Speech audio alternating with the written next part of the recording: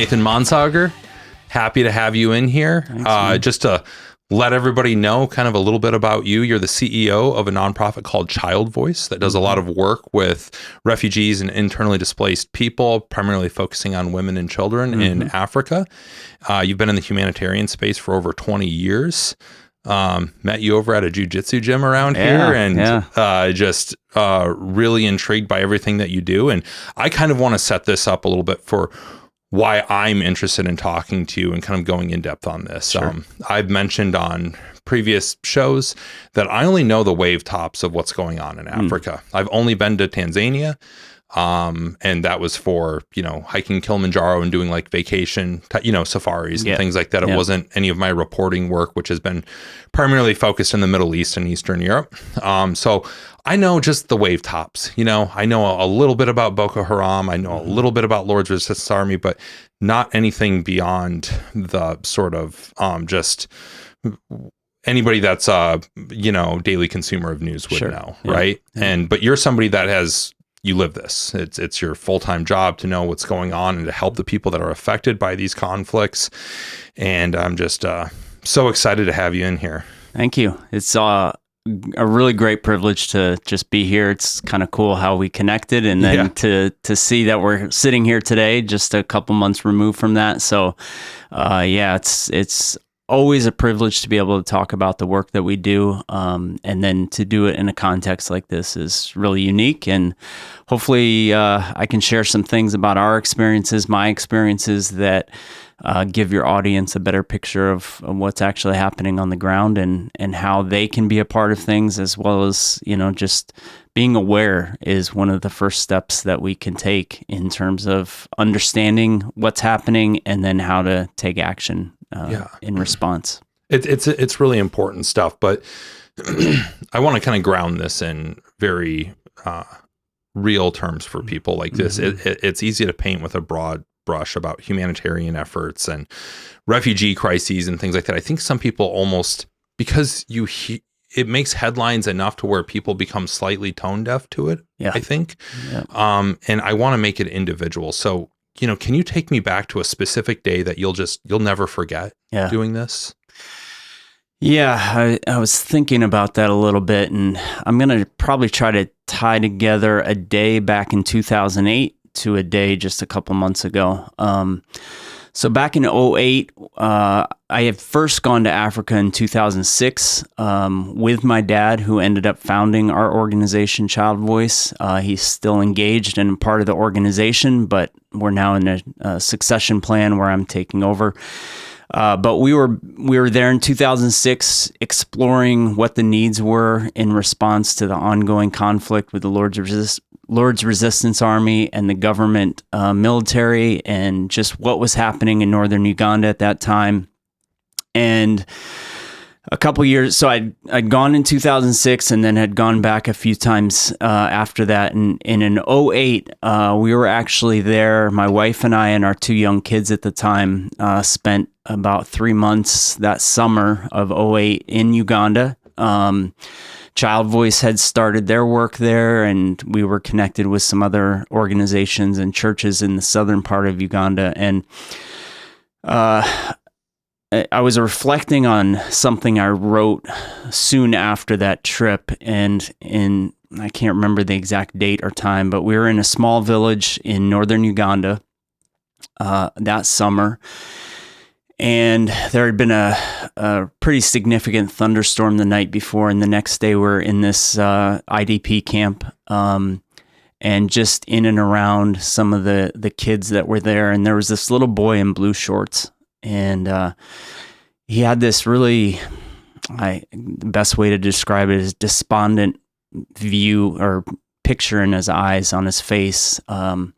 He was probably 3, maybe 4 years old, just a little boy with just shorts on, and he was sitting alongside the edge of a hut, and I came up and sat next to him.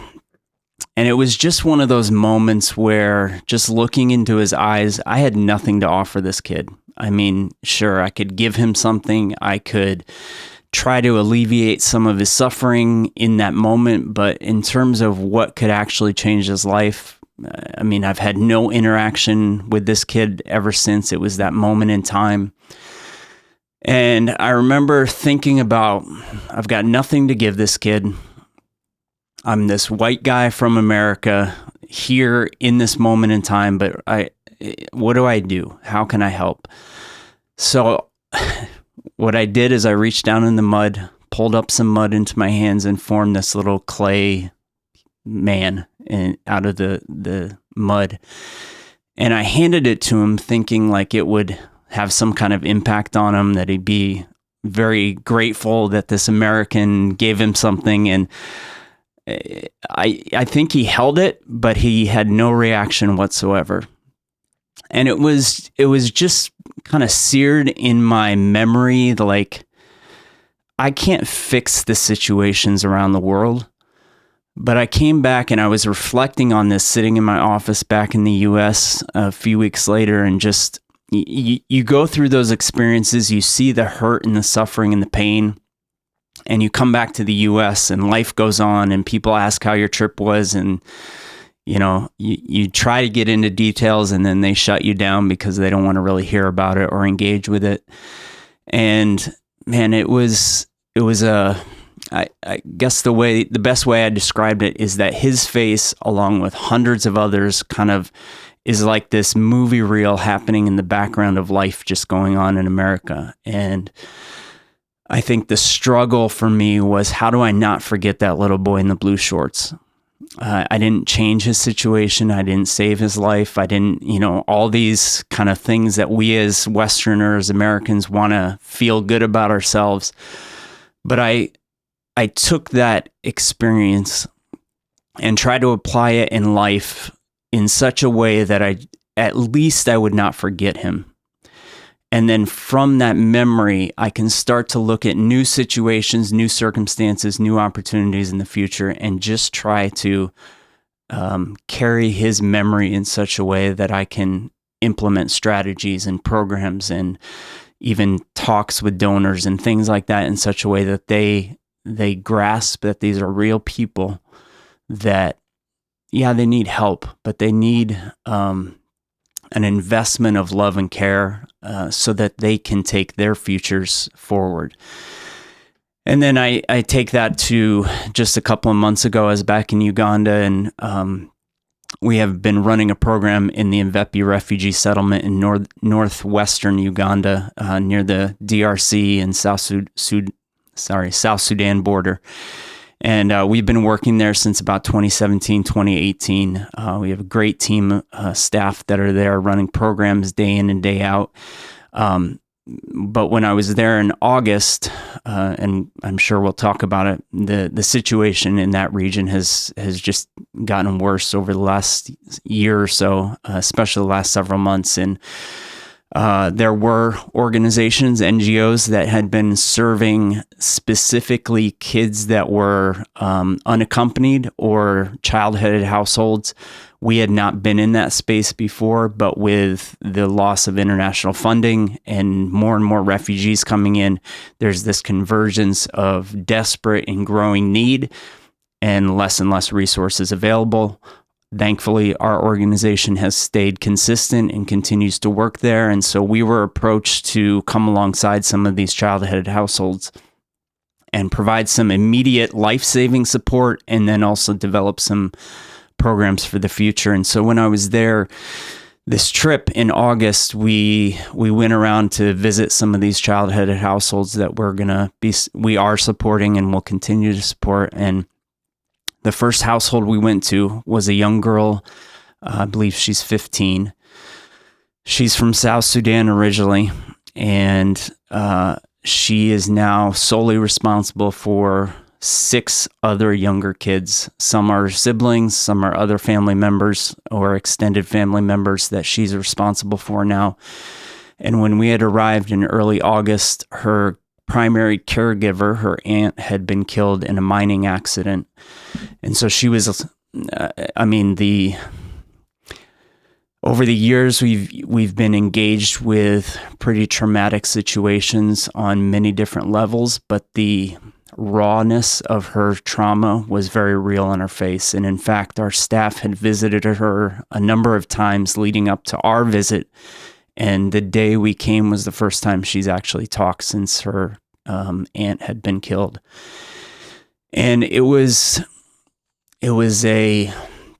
I tie it back to that moment in 2008 to just a couple of months ago, because you feel like, what are we going to do? How can we solve these situations? And I'm grateful that we have such dedicated staff on the ground in Uganda at this point, and the programs we've done, and the beneficiaries, hundreds of beneficiaries that we serve each and every day. And now we have the potential and the opportunity to step in and serve these kids in. We don't know how exactly we're going to do that long term, but we do know that getting them food, because there's World Food Program has shut the doors to these kinds of kids. They just don't have the resources anymore. And so getting them life-saving food so they can survive, helping to get their huts with roofs on top that are not leaking and pouring rain in at night. And then we'll start to develop the long-term strategies to help them in schooling and things like that. But as I looked in this girl's eyes and then seeing the younger kids around her, if we can infuse some kind of support and hope into this girl, she does have the resilience in her. I mean, she may not feel it right now, but she has the resilience in her to bring change and hope for her family and many others around her. And these are kids that have been affected by war, either directly or indirectly, and that's what we're about. And I think these two stories for me kind of encapsulate, to some degree, why we exist at ChildVoice, why part of what my purpose in life is as well. And I, through it all, have recognized that I may not be the direct solution to those problems, but I can do what I can here in the States and in our with our audience around the world to be able to engage them in ways that they can play a part in empowering our staff and our programs to be effective and to grow.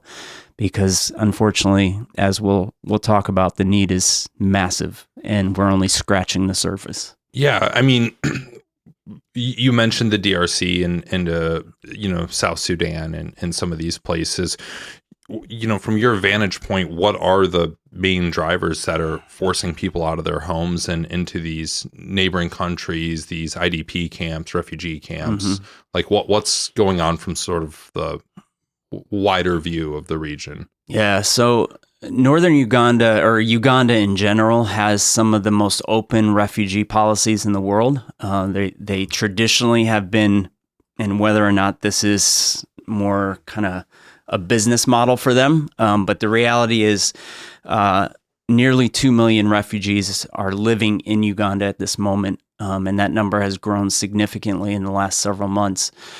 And in South Sudan, I mean, it is one of the youngest country in the world, and continues to have these internal conflicts that directly affect civilians. And so over the last, again, since the beginning of the year, maybe into last year, there's been this resurgence of conflict between the president and then the opposition, militia groups, things like that. And then, as is the case in Africa, compared to other conflict areas around the world and wars happening around the world, civilians are dramatically impacted in Africa compared to other places. Not that it doesn't happen in other places around the world, but certainly in Africa. And so South Sudan, the Ugandan government is involved in trying to keep some stability in that region, but because that conflict kind of erupts and then dies down and erupts and dies down,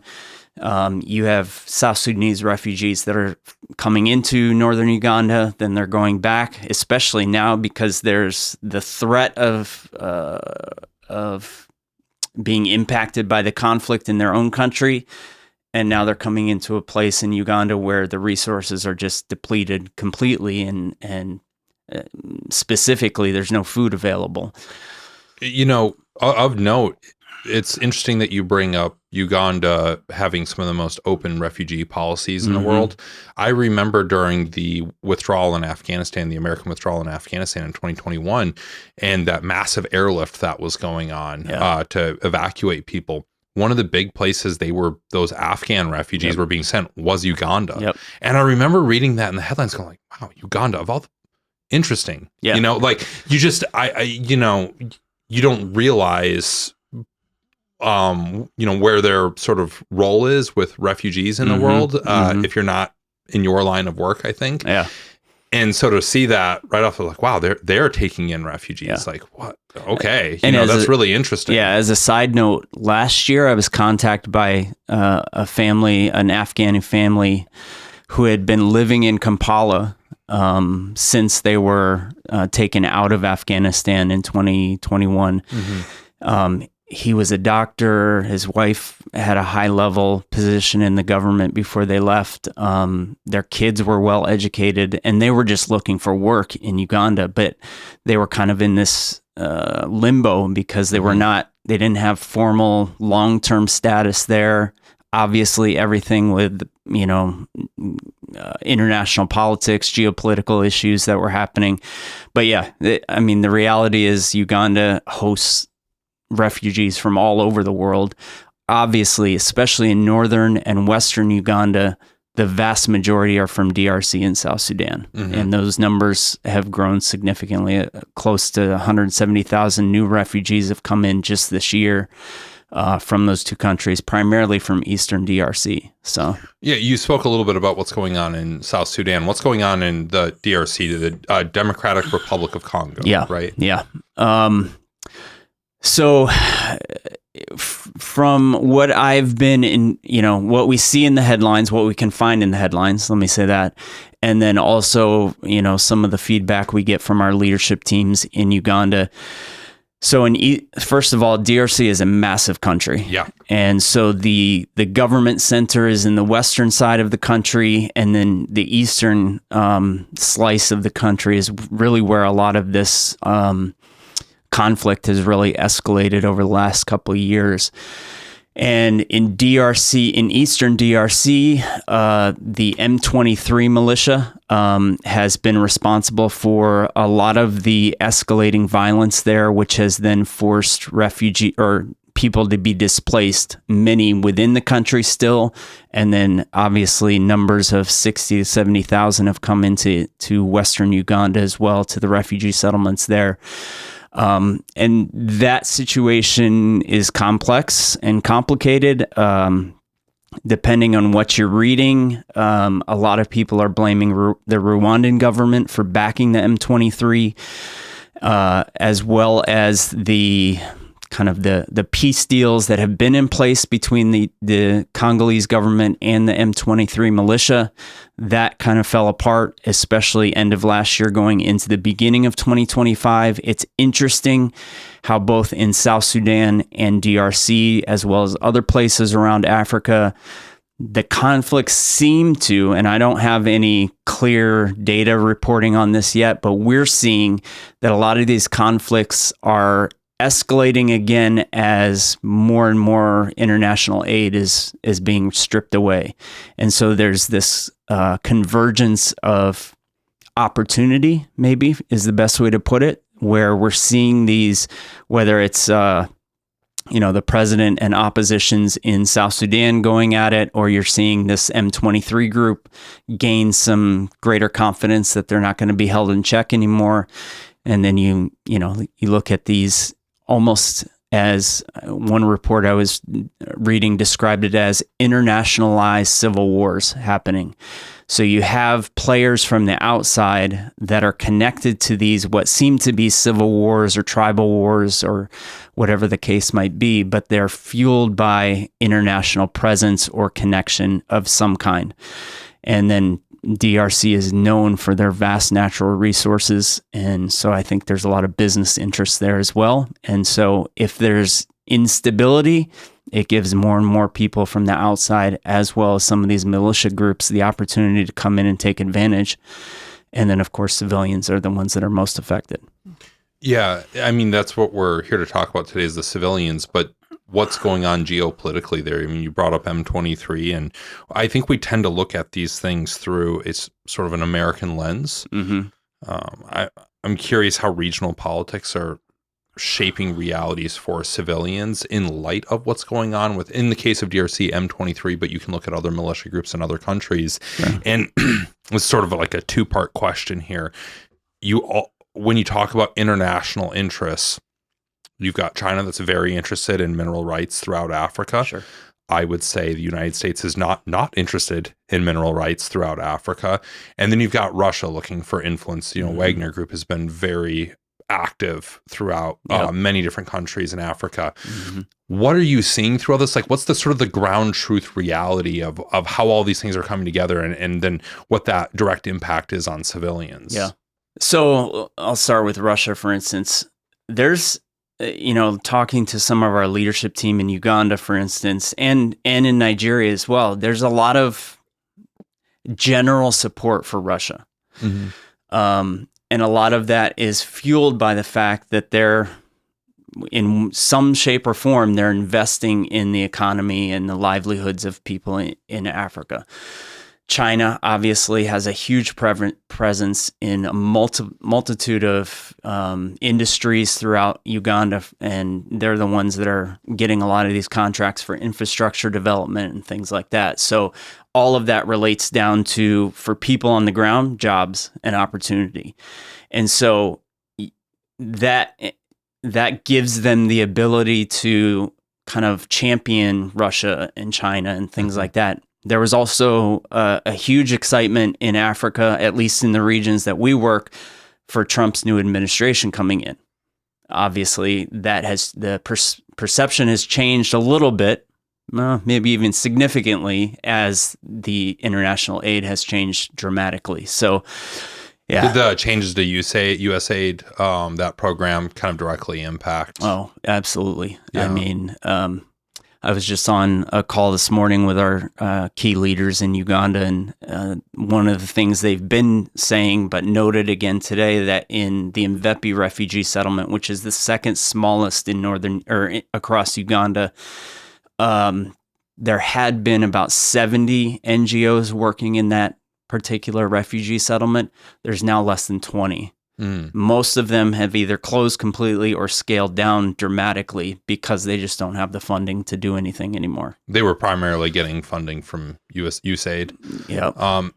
One thing I asked around to a few different people getting ready for this interview, sort of their thoughts on some of the influence that's happening there, because Africa, it's almost sad to frame it this way because they should be viewed through this lens of having their own agency and everything, but they are so impacted by world powers, and they have been for hundreds of years, going back to obviously the slave trade that happened in Western Africa and everything like that. But even, more recently, with, you insert colonialism, and then more recently, as African countries have gained their independence, their relationship with these sort of superpowers, non-colonial, but still very much a, heavily invested relationship between these countries. And I was asking, with Russia specifically, if you have the choice between working with America or Russia, or America and China, why would you sort of go the Russia or China way? And the answer I got, I'm just curious, your feedback here is, Russia and China don't attach sort of moral stipulations to their money and their aid. They're just looking for influence. And so when it comes to working with sort of these local warlords and tribal leaders and things like that, they're not telling them, hey, you can't do X, Y, and Z. They're just saying, hey, as long as you're cool with us, we're not going to ask how or why. Whereas with America, we have very sort of strict rules around how we give money and everything like that. Is that what you're seeing? Is that part of it too, when you see people more sort of going the Russia route vice the America route? Yeah, I would say that's a good kind of high level summation of it. There's obviously complexities in all of it, but I would probably concur with that idea that there's less strings attached. If you're looking at America or China investment or influence, or America versus Russia, And I think, and then there's also the history of colonialism and all of that sort of thing, and that has historically been tied more towards Europe and America, I think, in many respects. And so Russia and China, I think, have less of that historical weight on the people. True. Yeah, that's interesting. Yeah. Yeah, there's not a lot of former Russian colonies in Africa, Correct. former Chinese colonies, whereas France, the UK, American influence, like you can kind of throw a rock in any direction. Yeah. We just had, last week was Independence Day in Uganda, and the week before was Independence Day in Nigeria, which obviously we're connected to because we have programs in those countries. And those are Independence Days, not from Russian influence or Chinese influence in the past. That's from European influence. Yeah. And so I think that does play a part in it. I'm by no means an expert on the historical impact. And it's a complicated, there's so many things that feed into this. It's not like this is the thing. Right. One thing. There's never just one thing. Right. Absolutely. Complicated and complex are two good descriptions of America's relationship to African countries. To kind of frame this in numbers here, the UN Refugee Agency said the world passed approximately 122 million forcibly displaced people in April of 2025. How much of that do you think is represented by African forcibly displaced people? The report that I was looking at regarding that number is roughly half. Wow. In Africa. And that's keeping in mind what's going in Myanmar, what's going on in Ukraine, there is a lot of refugee crises around the world. So for African countries to represent about 50%, that's significant. In real numbers, you're putting that in the range of 60 million-ish. Yeah. And people. Then to even drill that down even more, of those forcibly displaced in Africa, well, worldwide, but in Africa in particular, 80% are women and children. 80% of that number. Yeah. According to the data in the reports that I'm reading, and what we see on the ground, the need is dramatically higher to serve women and children than men and boys in the programs, in the refugee settlements, the internally displaced camps that we work in both Uganda and Nigeria. And I feel like it almost kind of goes without saying, but again, correct me if I'm wrong here, the reason for that is it's the men and the boys that are usually asked to stay and fight or fight and die. They're either dead or they're still fighting. I saw that myself when I walked into Ukraine back, it was a couple of weeks or so after Russia invaded. And there's a two-way, path that crosses between Poland and Ukraine with a fence in between. One side of the fence was packed wall to wall with women and children. Not many men at all. If I saw men, it was primarily guys that were senior citizens.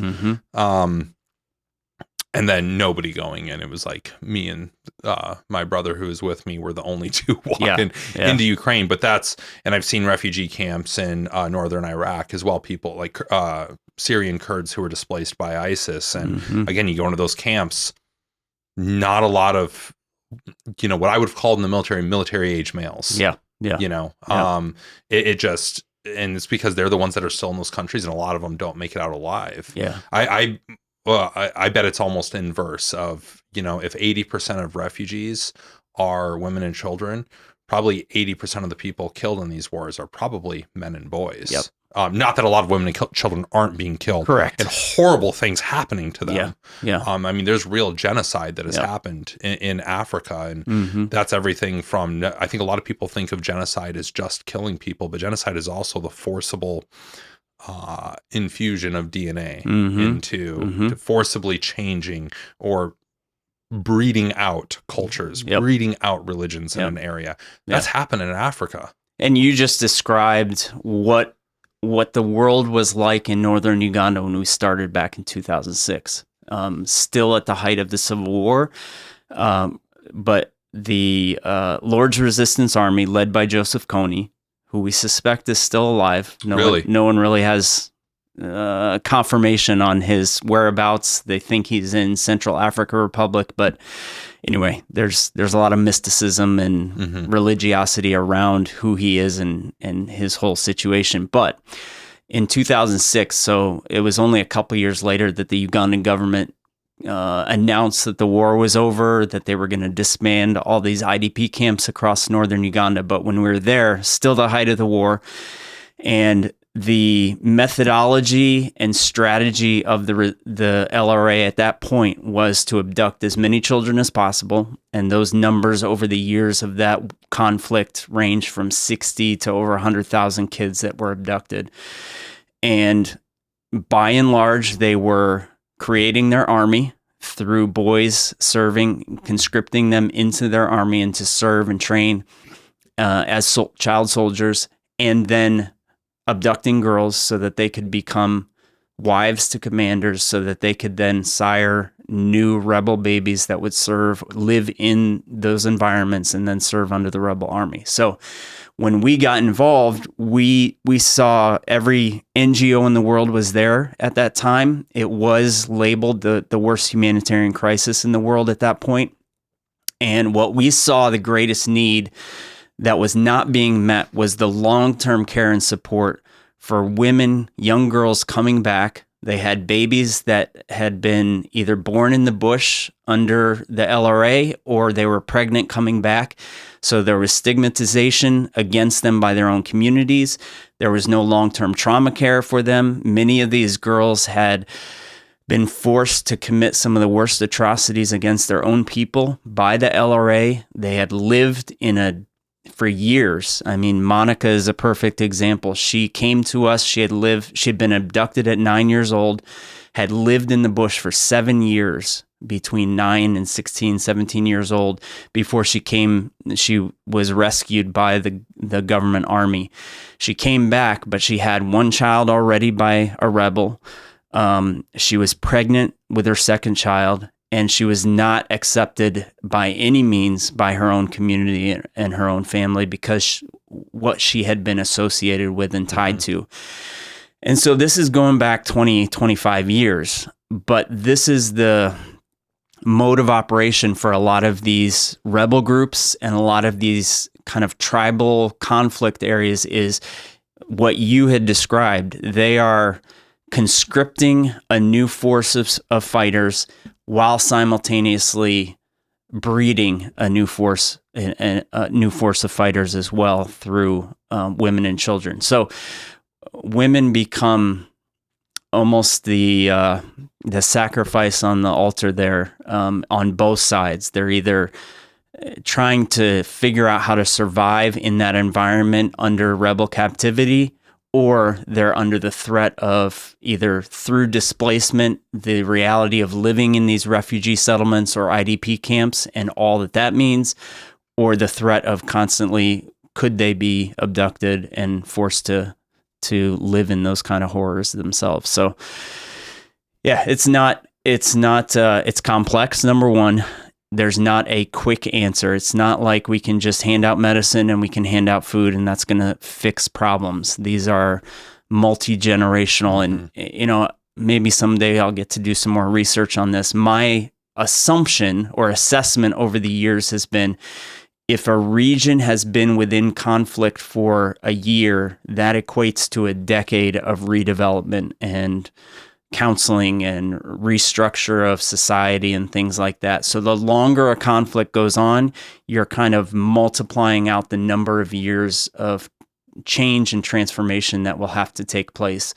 Because we take Ukraine, for instance, we're 3 years in now, a little bit longer, right? 3 years or 4 years? Yeah, I actually didn't February will realize until you just brought it up that, yeah, you're right. It's because it was February, March 2022, and we are well past that. That's so you look at that and you think of all of those, the population, and especially the kids that have existed in that. Number one, how those 3 going on 4 years has retrained their minds on how to survive day in and day out. And we work with partners there, and they describe these kids have learned how to go to school and then sleep at night with the drones going over and missile attacks and living in bomb shelters and things like that. That's not a healthy way to develop, right? So what does that look like for the next 10, 12, 15 years of their life? Even if the war were to end today, how do you reshape their understanding of how to survive and live and thrive in a world where that's all they've known for the last 4 years? Not to mention the massive toll of loss of life, especially of fathers, grandfathers, uncles, those men especially in that society that have been lost on the front lines.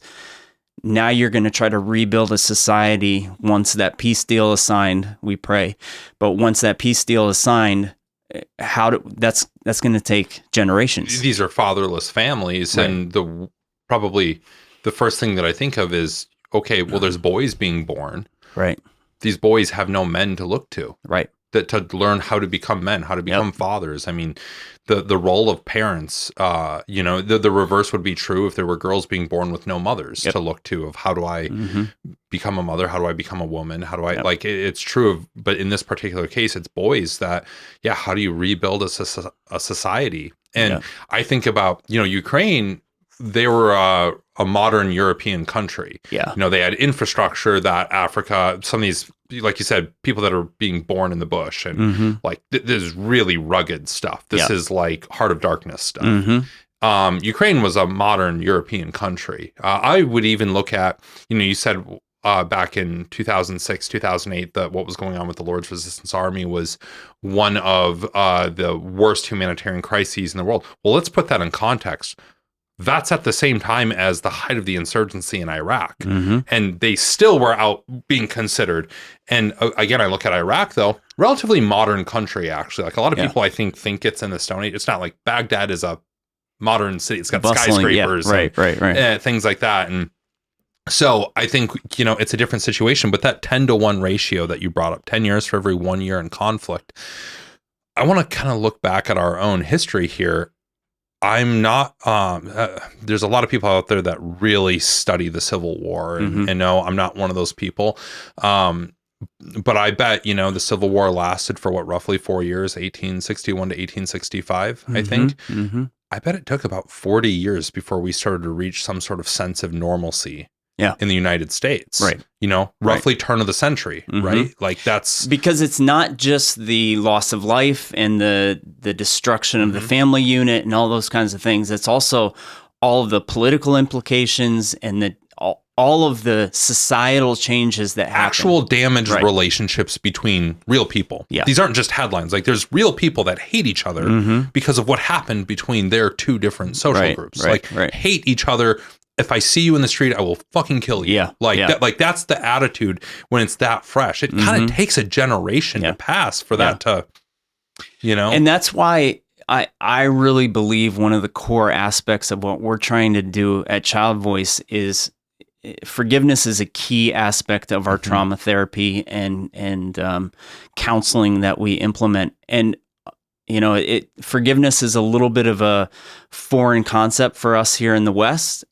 Thankfully, in African cultures, it's much more accepted. Maybe it feels a little bit revolutionary when we see some of the things they're willing to forgive and move on from. Obviously, there's ways that they do that. But if we can help some of these girls, for instance, understand and forgive what's been done to them, not only from the rebels, for instance, but also from their own families who don't want to forgive them. If they can release themselves from the shackles of unforgiveness towards those different groups, now they become a beacon of hope, not only for others around them, but especially their children. And the hope is you don't stay stuck in this conflict, what you described, this conflict-driven, I hate these people for what they've done to me. But if they can be free of that forgiveness while at the same time developing skills and getting an education and things like that, they're starting to move forward in such a way that they're not going to recycle the same type of conflict in the future. And that's the hope is, as we really preach and talk about forgiveness in our programs, the goal is that we're crushing the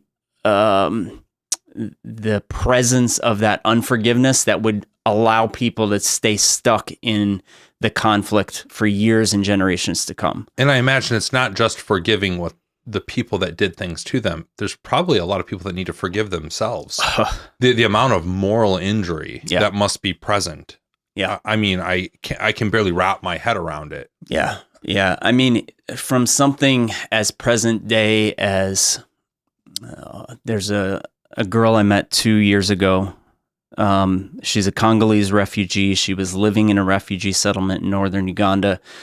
At the time she was 16, she had 2 young children already. And her husband had been killed in front of her by rebels in the DRC. And she made her way to the refugee settlement in northern Uganda by herself, no family. It was just her and these 2 young kids. And so the guilt and the forgiveness she needed to give herself is a process, certainly, but she needed to not hold the unforgiveness against herself for allowing that to happen or for what it meant for her kids. And, you know, as a parent, you carry the weight of the livelihood and the health of your children. And when you can't provide food for them or health care or opportunities, you carry the guilt of that too. Whether you deserved what happened to you or you were the cause of what got you into the place you're in, doesn't matter where you're at. As a parent, you carry that. And so she's had to go through this amazing journey of what does that mean to forgive herself? Even though she's a victim, she's had to forgive herself for things that she's holding against her own self and the livelihood or the state of her family and what her children's future is. And thankfully, she's one example of many who have gone through that process, and it's a constant battle for her internally, but it's a battle she's winning, and she's beginning to see the future and the hope that she has for her kids. Still a lot of barriers to overcome, things that you and I will never face ourselves, and thankfully, because we'd probably get crushed by it. But it's people like that, like Kasimi, who I think give us hope for the work we do, and hopefully hope for other people to see that, you know, there's some beauty out of all this chaos, and there is some hope that infused with a little bit of inputs. Man, the resilience, I think, is the thing that I see especially in young people that are impacted by war and conflict. We live so safe here, for the most part, here in the U.S., and we can become insulated to our own comfort. And when my life gets to intersect with these young people who have seen and experienced traumas and chaos and horrors that I never wish on anybody else, I wonder if we could grab something from that, because I know it's a blessing for me to be able to have some kind of interaction with those types of people, and it influences what I do day in and day out. Do you think, I've heard this concept of generational trauma before, like inherited trauma. You've been doing this long enough now where you've seen multiple generations. Sure. Do you think there's something to that? Do you think that some of these kids that are born into war, born into trauma are, even if they didn't experience it themselves, they still carry that on their shoulders?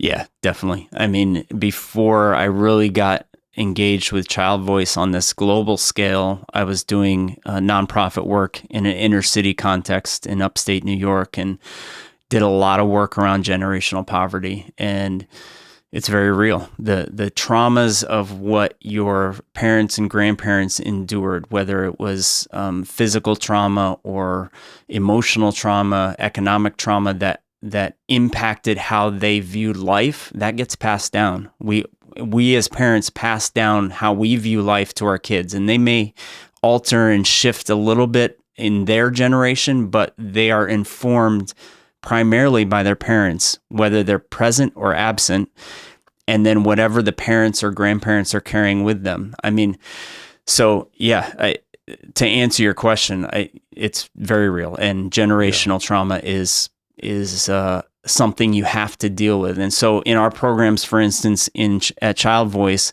we're serving the primary beneficiary, which is the girl or the young person who has been displaced or has been a victim of war in some way. But like I shared Kasimi's story, her 2 little kids have gone through our programs as well and gotten early education and then food and health and all those kinds of things are wrapped up in it. And so they are beneficiaries as well of what we're trying to do. Although we're primarily investing in Kissimmee, her two little ones are benefiting from that as well, to hopefully, again, coming back full circle, we want to change the trajectory of what their futures will look like, and that they aren't stuck in this cycle of violence and conflict and poverty, that they can start to move forward. And for someone like Kissimmee, as we've seen time and time again over the last 20 years, as a mom, if her journey of healing and rebuilding for the future can influence a dramatic shift for the future trajectory for her children, then she may not, own 10 businesses and be a millionaire, but if she can change what her kids will experience in the future, as a parent, that's why we exist. Yeah, that's all anybody wants to do anywhere in the world. They want any good person, I think, they want their kids to do better than them. Yeah. I think as kids, we owe it to our parents to try to move the ball forward, Sure. move the ball a little bit further down the field, Yep. right? Like, Yep. Hey, thanks for everything that you did. I think most people would agree they learn sometimes a little bit of what to do, a little bit of what not to do from their parents, right? Like, that is the truth. Yeah. Hopefully you're wise enough to differentiate between the two, but then, you take that and hopefully it's a little bit better for you. And then your kids, it's a little bit better for them. And it's not this, I think it's rare. It happens, of course, but it's rare that there's just this 180 from one generation to the next. Usually it's a multi-generational thing. And that's when there's not trauma involved. Correct. I mean, trauma on the scale of war crimes and things like that. So I guess one thing that I think about when I think about the generational impacts, I go back to, the 80s and 90s, especially the 80s when, the HIV AIDS pandemic was sweeping across Africa in particular, but across the world. And, Bono was a huge voice in addressing those issues. And there was massive transformation that happened in that whole world. And I remember whether it was Bono or other leaders in that movement saying, speaking to my generation and, going into the early 2000s when I had my kids, my life will be marked, my legacy will be marked by what I did or didn't do in regards to the HIV AIDS pandemic.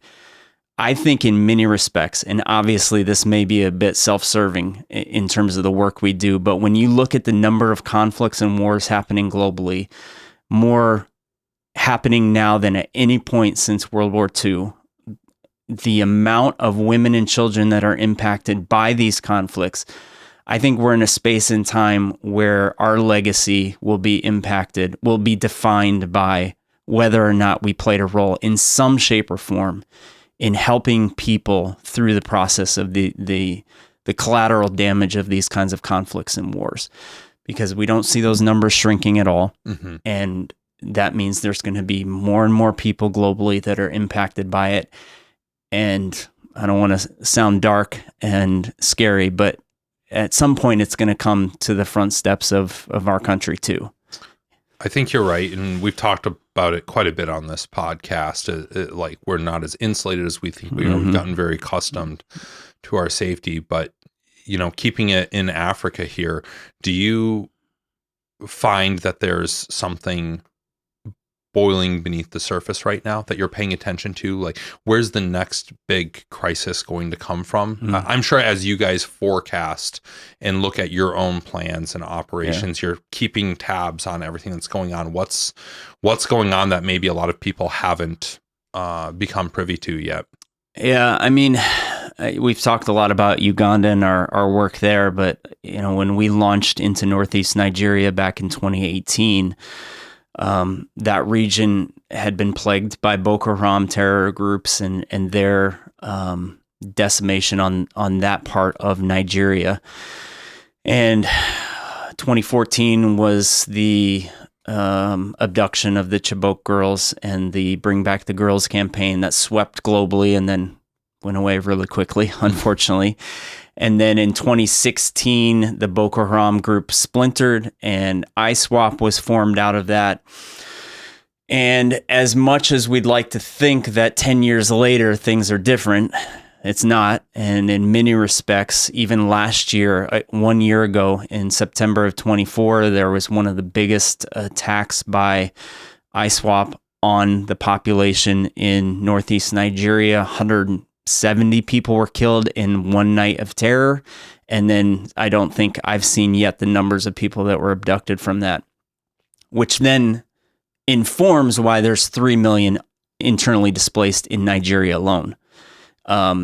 Because there's not a lot of high volume of attacks happening, but when they do happen, they naturally freak out the population. Mm-hmm. And then I don't know enough. I talk to our leaders there on a regular basis, but certainly there's some political pieces that play a part in this whole thing too. And then tied to that all is Northeast Nigeria is primarily 98% Muslim. And you have a lot of focus of these attacks on Christian villages and communities and families and things like that. And so, again, we've used the term complex and complicated a lot, but the reality that it's mm-hmm. there. And so I see what's happening in that region, not just Nigeria, but across that part of Africa. And I'm just aware of the fact that we need to be ready for a greater response because needs will grow, I think. Certainly there's internally displaced that we serve, and that's the primary audience that our programs serve in Northeast Nigeria. And then the government, just like in Uganda, they want to, disband those IDP settlements and those IDP camps because it does look bad for them if they have millions of their own people forcibly displaced because of these kinds of conflicts. And so you're pushing people back to their communities where they came from. And, where we saw that attack last year, it set people up to be targets right away. And so it's not as high profile as maybe it needs to be, but it is something we're going to have to pay attention to. And for me, that's one thing we've got to keep an eye on. And then obviously in Uganda, we're keeping an eye on really, we see what's happening with South Sudanese and DRC refugees and even some Sudanese refugees coming into the country. The biggest concern that we're looking at is the refugee infrastructure in that country quickly falling apart. And so what does that mean? And how do we as a small little organization that's privately funded through donors, how do we stay not just functional, but be prepared to expand our services long term? Well, and that's a good point. I think this is probably a good place to say, like, what does ChildVoice do? Yeah. Where do you fit into all of this? Yeah. So ChildVoice, our mission is to restore the voices of children silenced by war. And as we've been talking, I hope the audience gets a picture of the fact that in the context of war and conflict, the voice of women and children is really stolen away. Their autonomy to make decisions about their own futures, to take steps towards their own careers and things like that, is just stolen away. And so we really want to. That's what we've been about since 2006 and want to continue into the future, is focused on serving more and more kids that are impacted by war and conflict, to give them the voice that they need to stand on their own 2 feet and live the life that they have for themselves. So we really frame that as a development organization, oftentimes working in relief contexts. Meaning we're focused not on the immediate needs as much as what does the next 3, 5, 10 years look like for the beneficiaries that we have a chance to work with. And so a lot of vocational training, skills training, life skills training, for instance, for young mothers who are teenagers themselves that have been raped or taken advantage of, and they now have a baby. They also don't have the family structure to teach them and train them how to raise that child into a life-giving future. So we're the life skills are around parenting and what it means to be a mom, and how do you navigate the context in which you live in this refugee settlement to set your child up for a better future. And And then we support, once they've gone through our 18-month programming, therapeutic phase is what we describe it, where they're getting that vocational training, trauma counseling, life skills training. Once they've graduated from that, we support them for 3 to 5 years afterwards in our aftercare program with counseling, coaching, really helping. There's one beneficiary that I just heard about where our team, she had graduated, she had started a business, and that kind of went sideways. The market wasn't there anymore. And so they were coaching her on what are her other options? What skills did she learn that she can apply to a new business model? And so that's the kind of thing that where we see the long-term success in the beneficiaries that we serve. And historically, we started that with a center-based program, which was kind of a non-traditional boarding school model. We have a beautiful campus in northern Uganda that has served about 260-something young women over the years. They've come to live there for 18 to 24 months with their children, and they get kind of wraparound 365 days, 24 hours a day support, love. They create their own kind of family amongst the 20 to 30 other beneficiaries that are living there. And then the goal is that they graduate and they reintegrate back into their communities. So we work with their families and their communities to get them set up for success long term. Out of that model, back in 2017, 2018, we launched our community-based work in the refugee settlements in northern Uganda, serving South Sudanese, Congolese, and then we replicated that community-based model in northeast Nigeria. The benefit of that model, number one, is we can serve a whole lot more kids at one time. At our center-based model, it's number one, it's really expensive to have that 365-day, 24/7 care, but it's also limiting in terms of maximum 30 to 35 beneficiaries and their children on campus at any one time. In a community-based model, we can serve 100, 150 kids at one of our centers, and they live right there in the settlement, so they go back to their huts at night. It just allows us to scale what the key program elements that we learned at our center-based model into that community-based model, serving more and more kids. And so that's where we see our future, because the need's growing there, and also we can scale that in a much quicker way. But yeah, over the years, we've been able to serve over 15,000 beneficiaries in these different programs. Unfortunately, that's, as I said earlier, it's just scratching the surface of the need out there. So we've got to our future is to be in more conflict areas around the world, serving more communities and more beneficiaries to see them grow into the future. Yeah, and it's faith-based. Yeah. How does Christianity, how does your faith, how does the people involved, how does that play into the sort of rehabilitation, the coaching? I imagine it permeates every aspect of the program, but what does that actually look like?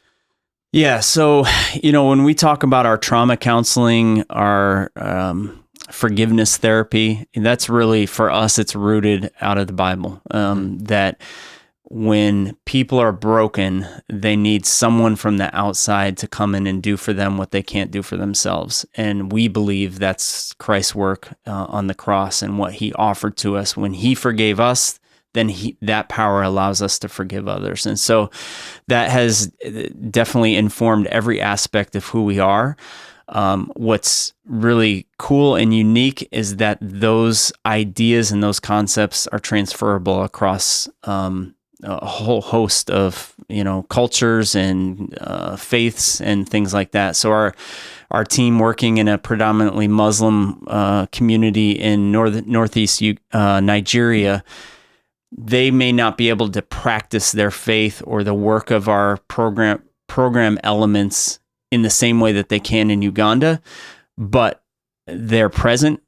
They're building trust and relationship. We're not coming in and leaving like so many other organizations. We're staying for years on end in those communities, and that builds a credibility and a trust with, I've sat with so many Muslim leaders in those villages who say to us, don't leave, stay.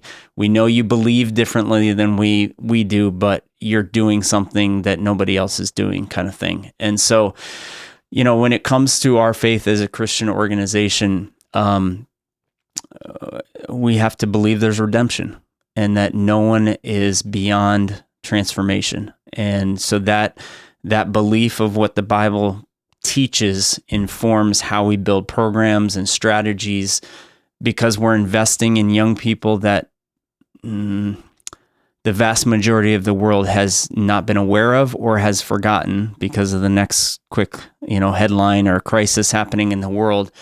And we believe that they have the potential to be leaders in the future and that can change their communities and their countries in the years to come. And yeah, I think I could go on and on, but I mean, when you look at specifically Northeast Nigeria there, you brought up that it's 98% Muslim. I imagine the lion's share of that remaining 2% is probably Christian. Yeah. And so they're the ethnic minority in that area. Yep. Is that something that, do you tend to, the affected people there, because they probably tend to be Christian vice Muslim? Mm-hmm. Is that correct? No, that's what's unique about Northeast Nigeria. Although a lot of the conflict has been perpetrated by Muslim groups, it's still the Muslims that are predominantly the ones that are displaced. Interesting. So that's, that 98% is what the communities are, but that's also what our numbers look like in our programs. Really? Yeah. That's fascinating. And yeah, I imagine that's a little bit, again, being faith-based and using the Bible as sort of some of your primary material here, doing that. Is it, I don't know, is it any help at all that, I mean, they're both sort of Abrahamic religions. They both worship the same God, but different prophets. Muslims believe in Muhammad. We believe in Jesus Christ. Right. Is that something that you use at all? I just wonder what the actual on the ground tactic here is to still maybe try to find that common ground. Is the common ground that there's... Yeah, the common ground is we've all been affected by conflict. Mm-hmm. And so whether I'm a Christian or I'm a Muslim, I'm here in this place and we're struggling together to try to survive. So there is I think politics can create wars really quick, and then religions do a good job of that as well. But when on the ground, when I'm visiting in Northeast Nigeria, we open our programs in prayer, but they have someone of the Muslim faith open and then someone from the Christian faith also open, and then, vice versa at the end. So we want to respect one another, even though we have differing views. And of course, these communities are predominantly illiterate, predominantly religiously illiterate too. So they're just hearing the sound bites that are around them. And so it's a lot of cultural religion, both on the Muslim and Christian side. And so our team is really, through their programming and individual engagements with kids, what does it actually mean for you as a Muslim to acknowledge Jesus as a good prophet, but how does that differ from how we see him? Mm-hmm. And so we've got to be very careful that we're not going to proselytize and things like that, because we can create real division real quick. Yeah. And it is a dangerous place to be a Christian. I mean, that's the fact of the matter. And our staff are all Christians, and we have Christian beneficiaries that are living in and amongst predominantly Muslim beneficiaries in communities. And so, we've had to be, as a faith-based organization, one of the things that our board has decided is we have, for the safety of those staff and beneficiaries in Northeast Nigeria, we've got to be careful on what we put out on our website and things like that, because it's not that we're downplaying our beliefs and our faith, but it's saying we care and love for these people more than being right on a public-facing website. Mm-hmm. Does that make sense? Yeah, I mean, look, as a leader, you have to look at proper risk mitigation practices. Yeah. The mission here, as you stated, is to give a voice to these people, to these women and children. Yeah. You're not going to be able to accomplish your mission if you are just constantly fearing for your life and have to move your operation Sure. to maybe a less effective area because you couldn't do proper risk mitigation. Yeah. I like to, this is just getting into my own sort of philosophy here around religion and Christianity, but I like to think that God has common sense and, you know, would understand that ChildVoice doesn't maybe advertise so loudly on their website Sure. that they're faith-based and a Christian-driven organization. Yeah, I don't think God's holding that against us at all. There may be some other Christians out there that are, but you know, whatever. You got to make, as you said, we've got to mitigate risk, and we're trying to serve as many kids as possible in some really hard places, and you have to make wise decisions to that end, and doesn't always agree with everybody, but that's all right. There are the realities on the ground. Sure. There just are, and you're doing important work, and you need to enable yourself to continue doing that important work. Absolutely. Well, how did you, what's your personal journey been? How did you get into all of this? What drives you through now a multi-decade effort in this area? Yeah. Well, we've talked a lot about generational stuff, and I think it's hard not to look at the generational impact of my family tree. My dad lived in Cameroon as a child. My grandfather was a medical doctor, and they were medical missionaries in Cameroon for several years. And there's some Africa roots there for sure. And then my dad, both my parents have been engaged in nonprofit work and ministry work over the years. And so I've always kind of been influenced by that. Interestingly, my dad worked for Prison Fellowship for a long time. And, you know, growing up, Chuck Colson was at our house, and some of these other kind of giants of the Christian faith, and our lives intersected with. And so there's always been kind of that stream, that bloodline of mission and, nonprofit work, service, whatever you want to call it. And then maybe more specifically is Africa.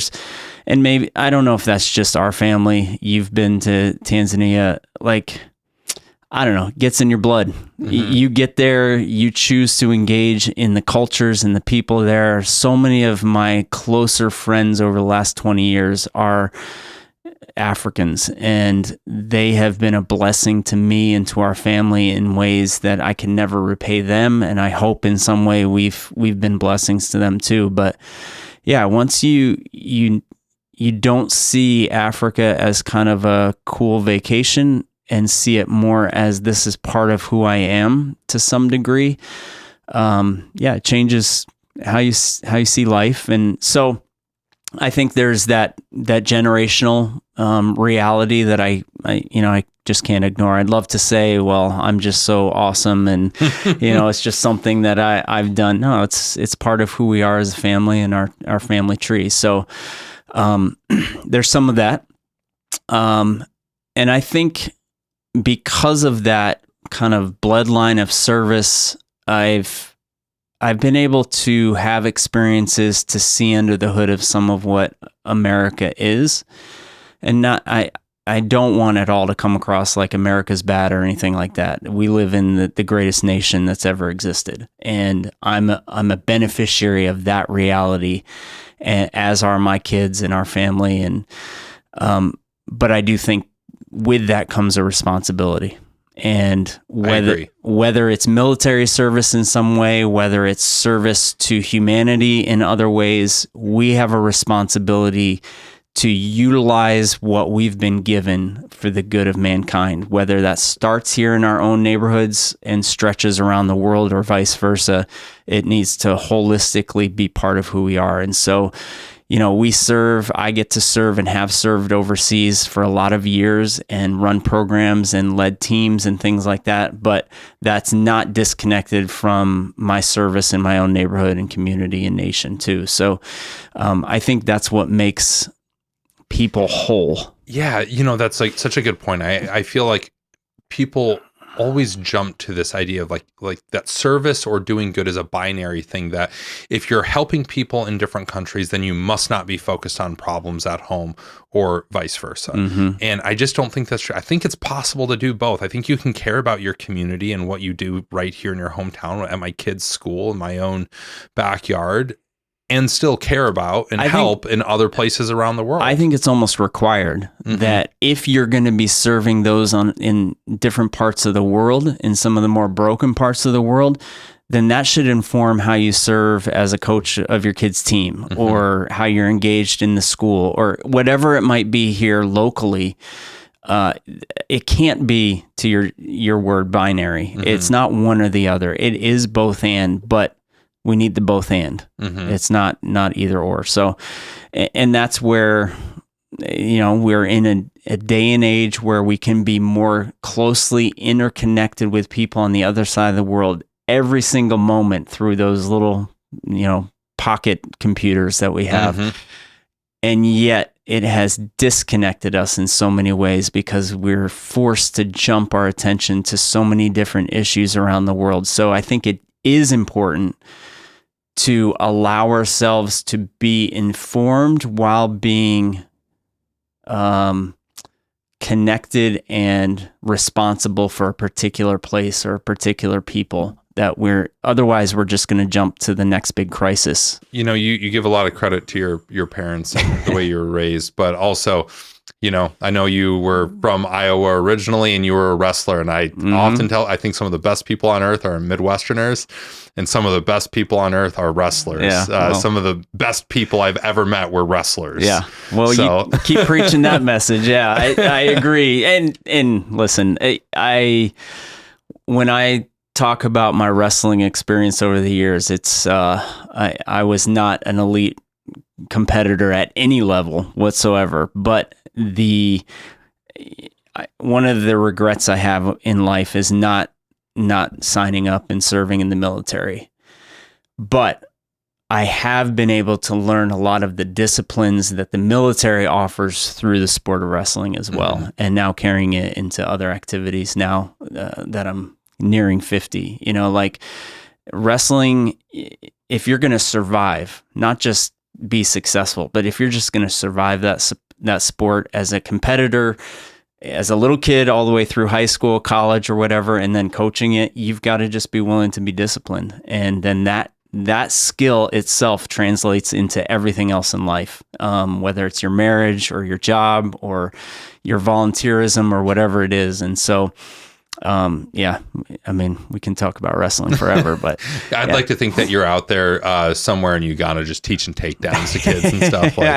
Actually, I got to, when I was my last trip in August, there's a jiu-jitsu club in Kampala, and I had found it online last year when I first started jiu-jitsu, and we went and searched it out, couldn't find the place. Anyway, I got there this time, and I thought I was going to go train with these guys, and just, I was traveling, so it would just be nice to train. And I got there, and they said, all right, you're teaching this little kid's after school class, and then you're going to teach these.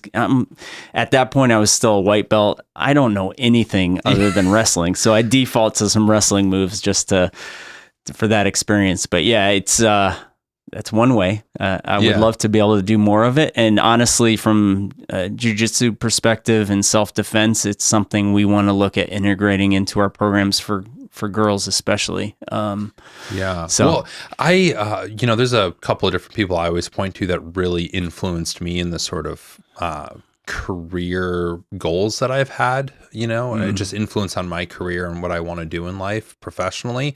I point to Ernie Pyle, who was a war correspondent in World War II. A more contemporary figure that I point to besides Ernie Pyle. Hemingway was another one, but more recently, Anthony Bourdain. And I don't know if you ever watched his shows. Parts Unknown was one of the things that really inspired me to travel more off the beaten path and become really interested in not just going to a place, but experiencing a culture and all that. But he was a jiu-jitsu guy. He really got into it. And I would read these sort of behind the scenes things of him, when they're out on these production weeks in whatever country, he would go find the local jiu-jitsu place and go train every day. Like everything worked around his jiu-jitsu schedule, and this is a guy in his 50s, 60s too. And, I don't have direct quotes to give you right now, but he would always talk about how jiu-jitsu is one of those things that's like a universal language, and you can communicate with anybody via jiu-jitsu. I kind of wonder if that is something that gets incorporated in a place like Africa and, the kind of work that you do. I mean, you've got the cultural boundaries that you got to overcome in terms of men and women and things like that. But I do think there's, at least in the programs that we run, I think there's more potential than we can even imagine right now. So I'm hopeful that we can develop more of that. Obviously, it's hard to think about.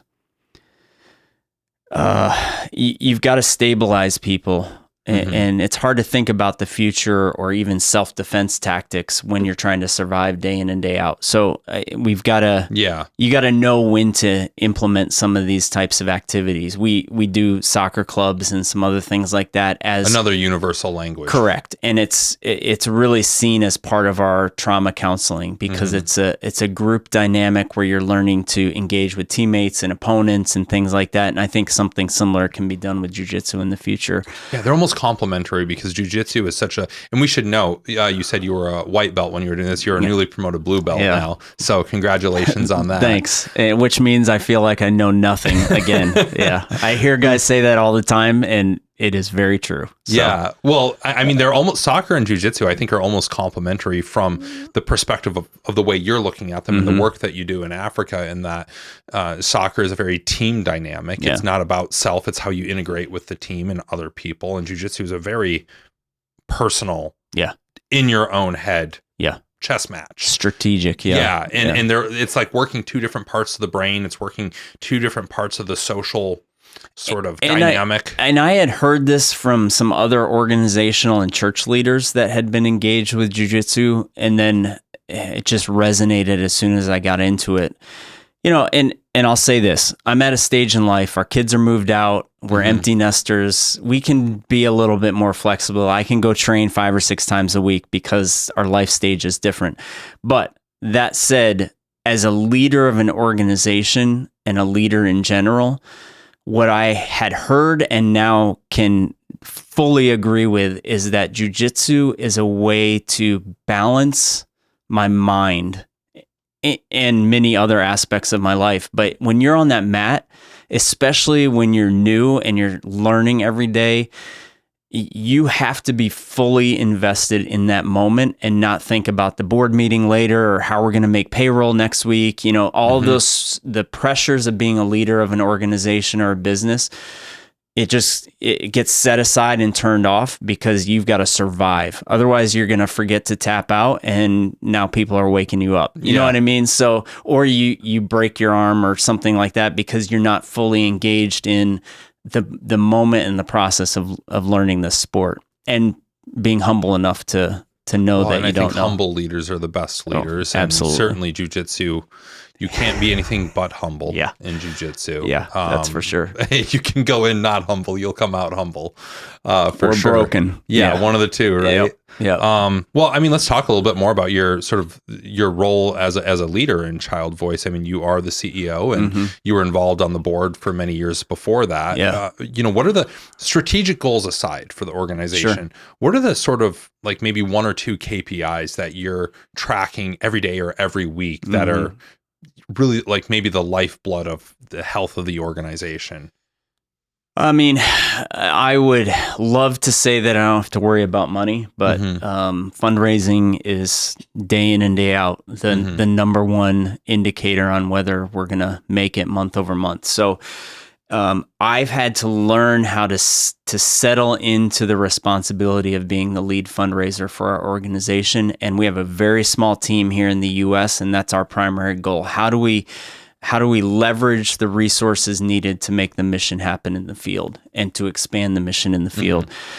And that's for a guy who I'm naturally not an extrovert. I've worked with I would say some of the best kind of fundraisers or nonprofit leaders that I've ever been exposed to. And I just don't have their personality. Like they have a way of selling the vision and kind of being high level all the time. And I've had to learn from those people how to adapt my personality with the responsibilities and realities of our organization. So we're small, we're, $1.3 million organization. And so compared to kind of the Compassion Internationals or World Visions of the world, we're a blip on the radar. I do think we have a unique niche and we serve a unique population compared to some of those bigger organizations who are serving the impoverished or whatever the case might be. We're serving war-affected kids, and we know that our mission is needed now more than ever, and where the world is headed, there's going to be more and more kids that are impacted by war. And so we have to position ourselves after these first 19 years of existence of really shifting for what do the next 20, 30 years look like. And that means we've got to be able to, from my role, is how do we build the systems and the structures and the relationships to leverage as many resources as possible to make that mission happen. So the number one indicator for me, and has been over the last couple of years, is are we growing our donor base? And one of the things that I've come to not only learn but accept is, because we do international work in some pretty obscure places compared to what else is happening around the world, for our donors, whether it's individuals or family foundations or churches or businesses, we're always going to be farther down their priority list of giving, which is okay. We just need to be comfortable with that and know that they're going to be more invested in national stuff or regional or local stuff that they're committed to.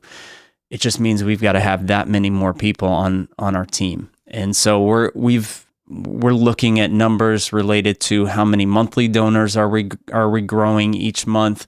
Obviously, how many new donors are we getting to? What kind of events do we need to have? All of that weighed against how much capacity do we actually have. We can't do all of the big galas and huge fundraising efforts like other organizations. So we've got to be able to take those smart steps forward that continue to grow the resources we need to continue to serve more and more kids. And then on the mission side, I think for me, one of the important indicators is, am I meeting with my key leaders in the field every week? And I think that has built some good connectivity to what's happening on the ground, the needs that are happening there. We have one of the pillars of our organizations from the very beginning is we want to build something that's riding the shoulders of those who are in that country, that live there, that are the resident experts. They're the indigenous leadership that are going to make ChildVoice and our mission a reality. And so all of our staff in Nigeria and Uganda are nationals, and we have good people that are running and leading those teams. And so whether it was my weekly meeting with Richard and Julius today, just hearing about some of the situations around our Mvepi refugee settlement, whether it's talking with David and Becky in Nigeria and hearing how their expansion plans are going, having those meetings, I think, having that FaceTime, having our monthly staff meetings with all of our field staff, those are times where those are metrics that show that we're leaning on their expertise to lead our organization into the future, which I do believe builds credibility with our donor base. That they're not looking at us white people as the saviors going in and, we have expats running all the programs or anything like that. We're saying the experts to make this thing happen are the ones that are there, and we're investing in them, which has, economic impact and social impact and all those sorts of things. I love that, by the way, as a model, because, I've spent a lot of time embedded with Green Berets, Special Forces guys, right? And their whole thing is to free the oppressed. Yeah. And they do it primarily through foreign internal defense and unconventional warfare, which in real terms means that they are a small force multiplier that comes and embeds with a larger, militia or guerrilla unit or military force, right, to further enable them to do more. But they're not the primary combatants. They're training and facilitating the, and in the sort of like taking that in this, it's like, hey, you guys aren't sending 100 Americans in there to do all the work. You're impacting the local economy by employing locals, but also they're the best suited to do this work, period. They have the most cultural context. As much time as you've spent there, you're still not from there. Correct. Right. And it's just like that model makes a ton of sense to me because it's not, you're not like the white savior coming in like, I'm going to fix all the problems. You can't. Right. That's an impossible mission. One day at a time, one win at a time. Right. But you're now in a position where you can come in and force multiply with people on the ground that wouldn't maybe, necessarily have the connection to a donor base in the United States, the richest country on earth. Right. Right. It makes a ton of sense. And I don't know, I'm happy to hear that that's the way you do business. Yeah. Well, I appreciate that. And I think, we haven't done it perfectly over the years, but my dad spent a lot of time over there in the early days, finding and identifying and recruiting the right people that would be with us. Richard's our country director in Uganda, and he was our first employee 19 years ago. And he's kind of risen through the ranks. And he's a guy whose dad was killed by Idi Amin, and he has an 8th grade education, but he was a business guy before he came to us, and he knew how to kind of put things together. He had the experience and the unfortunate reality of war on his own existence and his own family. And then, probably 30 to 40% of our staff overseas have had direct impact by war themselves too, whether they're refugees or they've been in Uganda, for instance, they were formerly abducted or their family members were. And thankfully, over the years, the longer you're around, the more opportunity you have to employ former graduates of our programs into our programs now. So, I think that's the longer we're around, the more chance we have to continue to kind of build the roots of who we are in the places and through the people that are there. So what you were just sharing reminded me of just some interviews I was listening to recently of specifically going back to Afghanistan in 2021 and hearing these guys, U.S. forces, that obviously one of the biggest pain points for them when they were forced to leave that country was all those friends and brothers that they were leaving behind, those Afghan guys that they had been training and working alongside. They had served as interpreters. And, I think that's a picture of what we really want to see happen in our organization as well. I don't look forward to the day that I have to, years from now, hopefully, that Richard passes on or he decides it's time to retire. That'll be a tough day for us as an organization because he's played such a key role in our organization. But it's not like I hope and pray that we're not ripped apart like many of those stories in Afghanistan. But it goes back to their mission was there to empower and equip the guys that were going to stand on their own. And unfortunately, politics aside, the reality is it was hard to stand alone when everything was ripped out from them. So, yeah, I mean, that is definitely its own situation over there.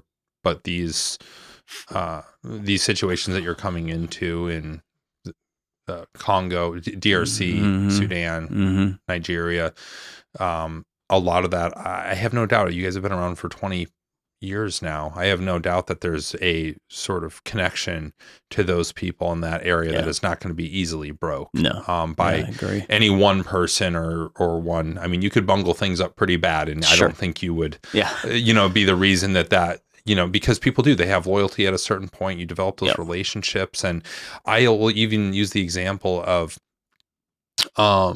this. hiked Kilimanjaro twice now. And the first time was such an impact on me. I wanted to come back with some of my siblings. And so I brought my younger brother and my younger sister over. Now, my younger brother, reporter like me, been around the world, a lot of different places, well-traveled, hadn't been there before, but, he knows what it's like to go to a different country, different culture. My sister did not. And I'm just sharing a little bit of her story here because it does relate to what we're talking about here. Her only view of Africa was Machine Gun Preacher, that movie. And I don't want to say that that's an inaccurate view of Africa. Certainly that movie portrays a really tough situation. I'm not speaking to the individual featured in that movie. I don't know anything about that, but I'm saying the context of the movie. Violence, war, like horrible things that certainly exists in Africa. It's an entire continent, though. Yeah. It is many, many countries. It is many different cultures. I mean, Egypt to South Africa to Kenya to Burkina Faso, all very different places, right? Morocco's very different. It just, so for her coming over, it was this, I still remember when we landed at Kilimanjaro Airport and how nervous she was. And then, because you land at night, you're now driving, you get in these like Land Rovers and, you're driving through the night on these rural roads. And you know how they drive in Africa. It's like a lot more aggressive than we do in most places in the US here, including Boston. And, just so nervous, and again, still playing her words, every worst case scenario that might happen, even though Tanzania is like a very safe place. By the end of that trip, she felt such a connection to those people, such a connection to the guides, the porters, the all the different people involved in that operation over there, and just was permanently changed to where she's very excited to go back to Africa. She actually thinks that a lot of places in Africa now are like, well, they've got it figured out better than we do on some things, being happier with less. Like, she was so struck by how poor so many people were, but how happy they were, not despite that, it just shows you don't need things to be happy. And, she was struck by how many Christians she met and things like that. And so and that was just one trip. That was one 10, 11 day trip. You guys have been doing this for years and years and years and years. I can only imagine the impact. And again, not a vacation. You guys are dealing with real like life and death. Heavy stuff. The bonds that you must have to that part of the world, to those people. They're not going to, they can't go away overnight. I imagine if for whatever reason you guys had to disengage an area, maybe the violence got so bad that you had to literally just pick up chalks and leave for your own safety. I imagine that the guilt and so the emotions that you would have in an event like that would be very similar, if not greater than a lot of guys experience having deployed a few times to Afghanistan, developing those relationships with those people. It's I mean, I can speak to a number of those relationships over the years. I will say this. So our kids got to travel with us to Africa a few times over the years. I mentioned back in 2008, my daughter turned 2 while we were there. And what was cool about that, there's a lot of cool pieces to that trip. We were there for 3 months, and we stayed with a family in a small village outside of Kampala. And it was awesome to live day in and day out with them in their home and in that community. And my kids, my son was 6, my daughter turned 2, so they were just at an age where, we were at one place, one village, and they were just running around with other kids from the village, eating grasshoppers and different things like that. Cool. It's just they have a unique story and experience that most kids, that they grew up with are just never going to have. And I remember coming back from South Africa one time with my son. He and I went on a trip together, and he was probably 8 or 9 maybe. And we were on the plane, and he looked over to me and he said, "I'm going to marry a South African girl someday." I'm like, "All right, dude, that's awesome." Calling your shot. 2022, he walked down the aisle with a South African girl. So really? Long story, amazing how it all came together. So, they've been married 3 years now, and he's a cop, and She's been here in the States for several years, but just an awesome shot. Awesome story. Impressive. Hey, it's a message to men, you know, and you dream it and believe it, and it's going to happen. So that's really, really cool. Yeah. Everything that's going on, right? Like we brought a lot of different regions of Africa up here, from DRC, Nigeria, Uganda, different places. How do you, and I know you guys, and I don't want to focus too much on Ukraine here, but you guys have also expanded into working with Ukrainian displaced people and refugees. How do you stay grounded in the people you're already working with for long enough to have that long-term impact without sort of chasing headlines a little bit there? Because you brought up fundraising. I know that it's probably a consideration of like, hey, if people really care about this part of the world, maybe we should have a presence there. We might be able to bring in more donor dollars. You know that world much better than I do, but I make that assumption. How do you stay focused and grounded in where your roots are? And these to your point, like these programs take years and years and years. To sort of bear fruit. Yeah. Well, in Ukraine, we've approached this a little differently. Obviously, the war is what it is. 2022, things really escalated again. And so it got back on the headlines. And we had some people, partners, organizations, and donors we were connected to asking, what are we going to do about it? Kind of thing. Our mission is to restore the voices of children silenced by war. There's a war happening there. So we often get those messages, what's going on in Gaza and Israel? What are you going to do about it? And just name the spot around the world. We've heard people ask us questions. 122 million people around the world. Right. And I can guarantee you we don't have the capacity to get to every spot. So we look at and evaluate those different regions, Ukraine being an example, and then look for opportunities that doors may open. What we saw happening in 2022 going into 2023 was through some relationships with a family foundation that had been doing work in Moldova right next door for decades. There was some interconnectedness that made some sense for us to explore it further. And for context, a lot of Ukrainian refugees, Moldova was among the places that they fled to. A lot of refugees there.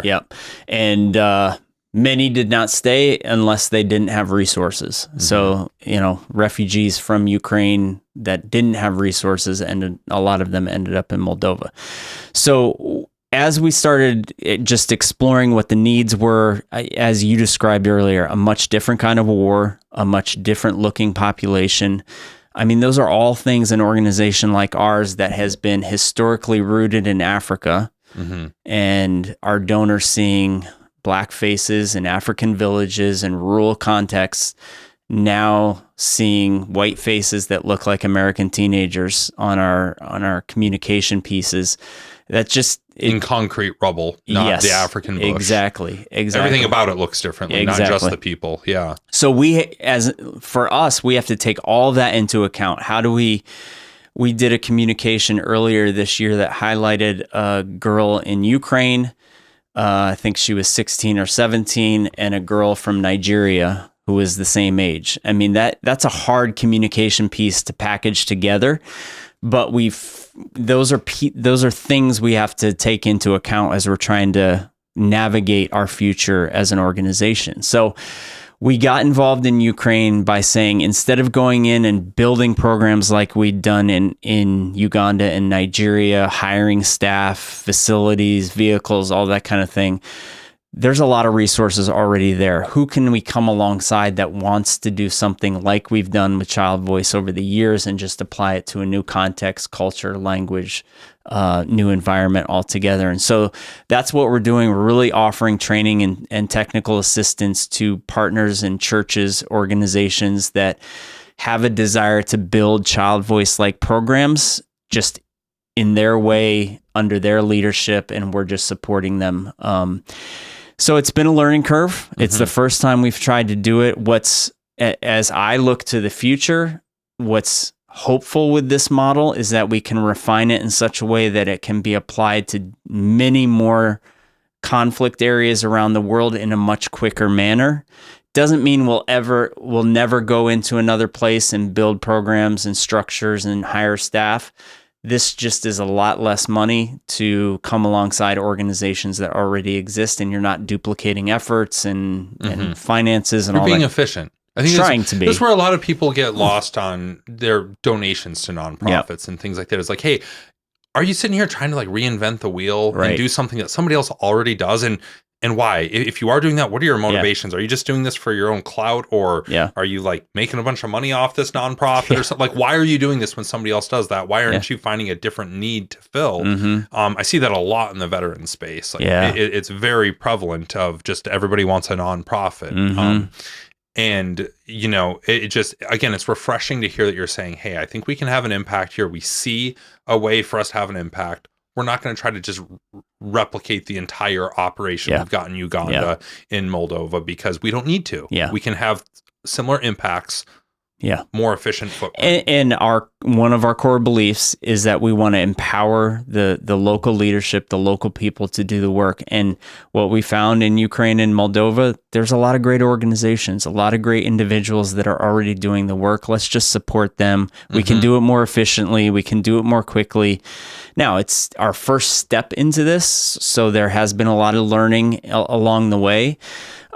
In Ukraine, for instance, we came along an organization, a church that was running a village camp for kids. And so we were supporting them. It really fit into ChildVoice's mission.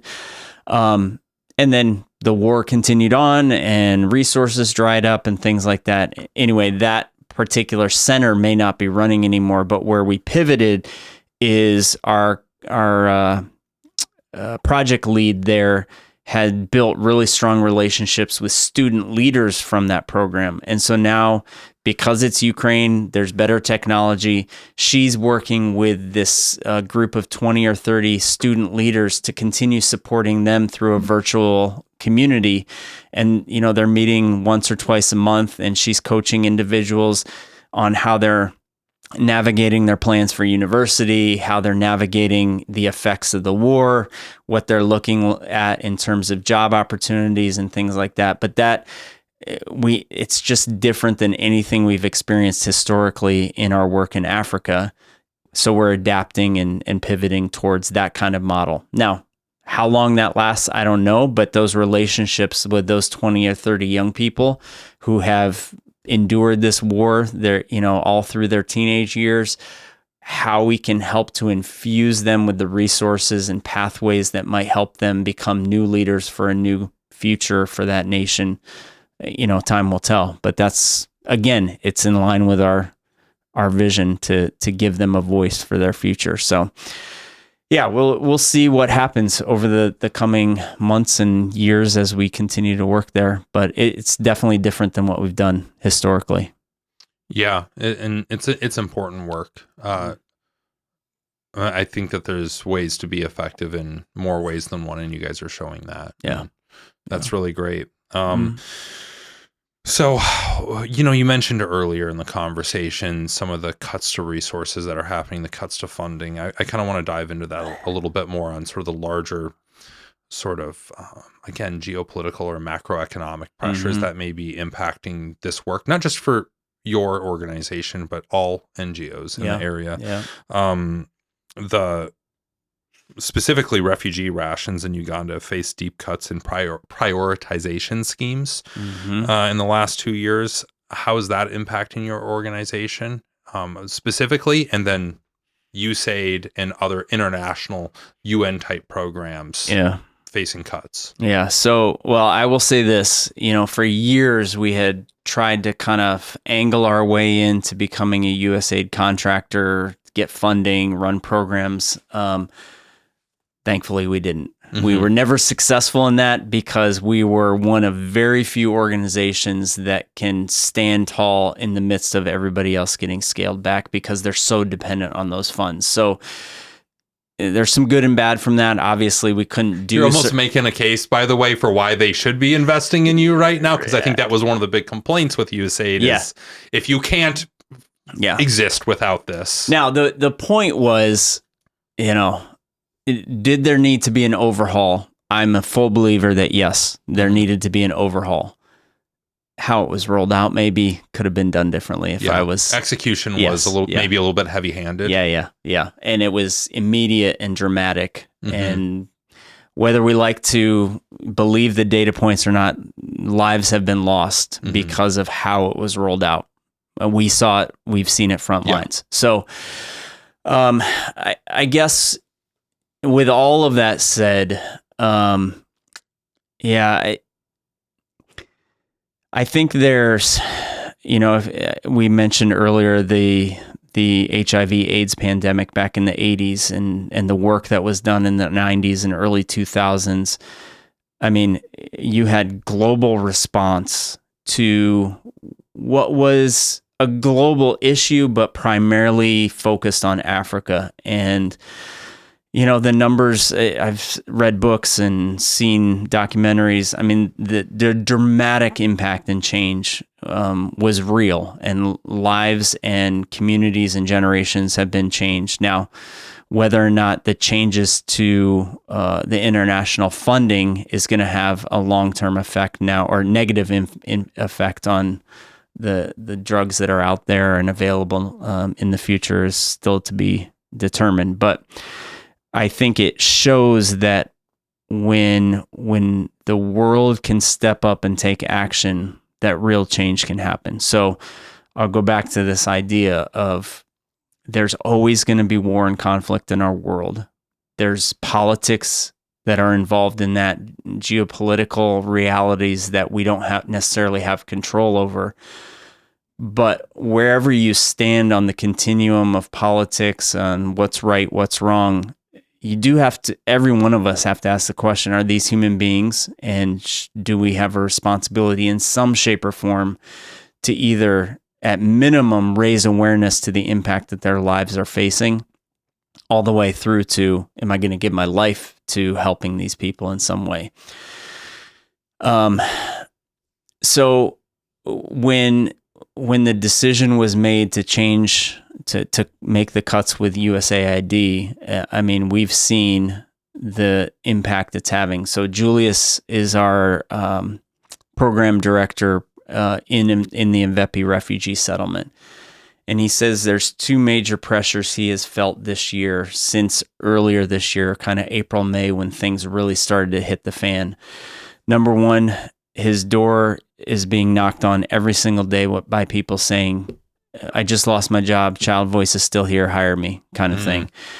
So he's got to look at friends and colleagues and partners that no longer have the ability to employ people in the work that they've been doing for years. And he just has to say, we don't have jobs yet, or we don't have jobs available. So that's a real pressure. And then simultaneously, where we have been known in that refugee settlement as focused on young girls and through our programs, he's now having the door being knocked on by everybody, saying, from the old man who was there a couple weeks ago, on his knees saying, I just need some food to get through this week, all the way through to families and now these child-headed households that we're adapting our programming to serve. So the need has dramatically increased, and it's forcing us to look at our program structure and our strategy for the future. Is how do we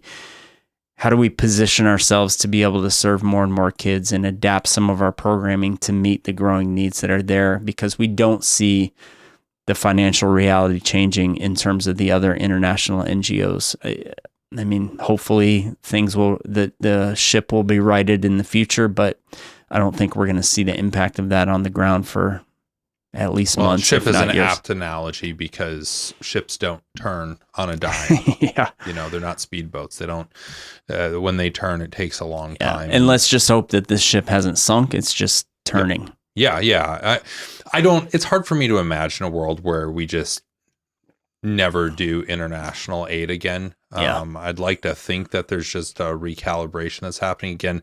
I had a friend reach out who's fairly connected through in the administration. He called me when this was a topic. He's like, hey, all your time overseas, military as a reporter, all sorts of stuff. Have you ever seen anything that USAID does and what they do? And I was like, well, I mean, yeah, I've been to refugee camps and stuff where some of those programs are funded by USAID, but it's like, also one of the big things that I think happens, and I don't want to make it sound like this is like the majority of what they do. It's not, but I mean, one of the ways that America specifically received strategic impacts through USAID was the fact that it provided cover for a lot of intelligence officials that could go in and move money through USAID. Because guess what? One thing that's really hard to do is go pay off warlords and pay bribes and things like that. Because in a lot of places in Africa, there's like a reality of the way business gets conducted. Same way in the Middle East, same way in a lot of other parts of the world.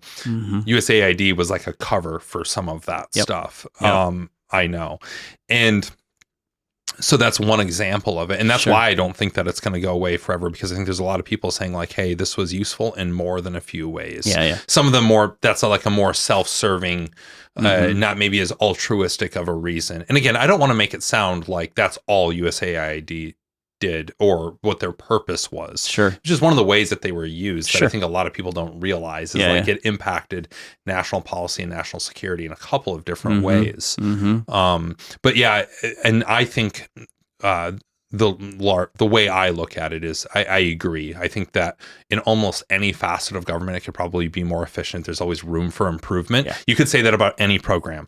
The military, USAID, state, in any facet of government. But there's like a right and a wrong way to go about it. And, you want to have minimum impact to the good it is doing. Of course, beyond these sort of economic realities, the political sort of implications of all of this, it kind of goes back to me to what does it mean to be a Christian? And what does it mean to be, I'm not just an American, I am also a Christian. And I think about the fact that what ways are we helping those less fortunate to us, which I think is like just a core principle of being a Christian.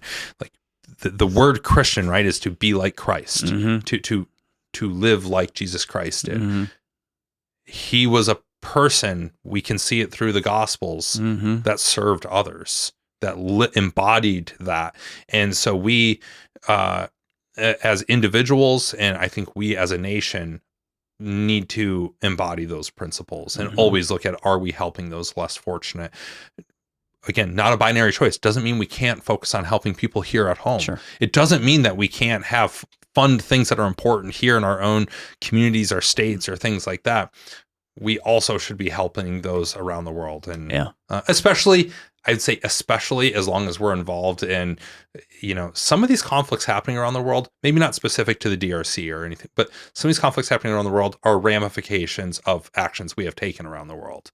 A lot of the sort of migrant crisis we get from Central America is because we completely went in and destabilized Latin America in the 50s and 60s.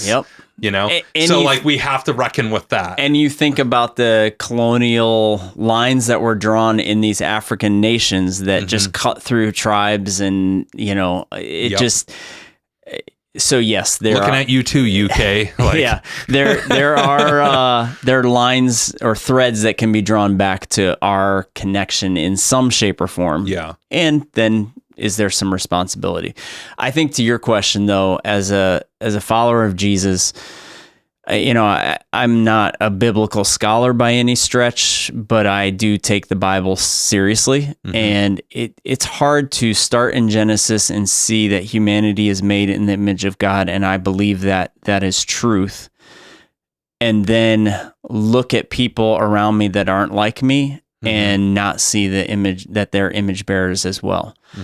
So there is some confronting of my own, whatever you want to call it, whether it's sin or perceptions or whatever, towards other people, because Jesus was here on earth in a certain time frame in history, but when you read the Gospels, like you just alluded to, you don't see him hanging out with a lot of people that were socially like him. They may have looked like him in many respects, but they were not the people that anybody that in his world as a rabbi he should have been hanging out with. And so what does that principle mean for us, especially if we claim to be followers of Jesus? Do we are our lives marked by being around people that are inherently different than us? Do they have different beliefs than us? Do they have different practices in life than us? Do they have different color skin than us? I think that's what makes us better people in general, when we have those varieties of differing views around our table, whether it's and that can apply domestically as well. Absolutely. I'm a big believer in absolutely. if you are surrounded by people and if you've built your own echo chamber, it's not good for you. It's not good for the country. Yeah, echo chamber is a good perspective or a good picture of that, because if you only sit around.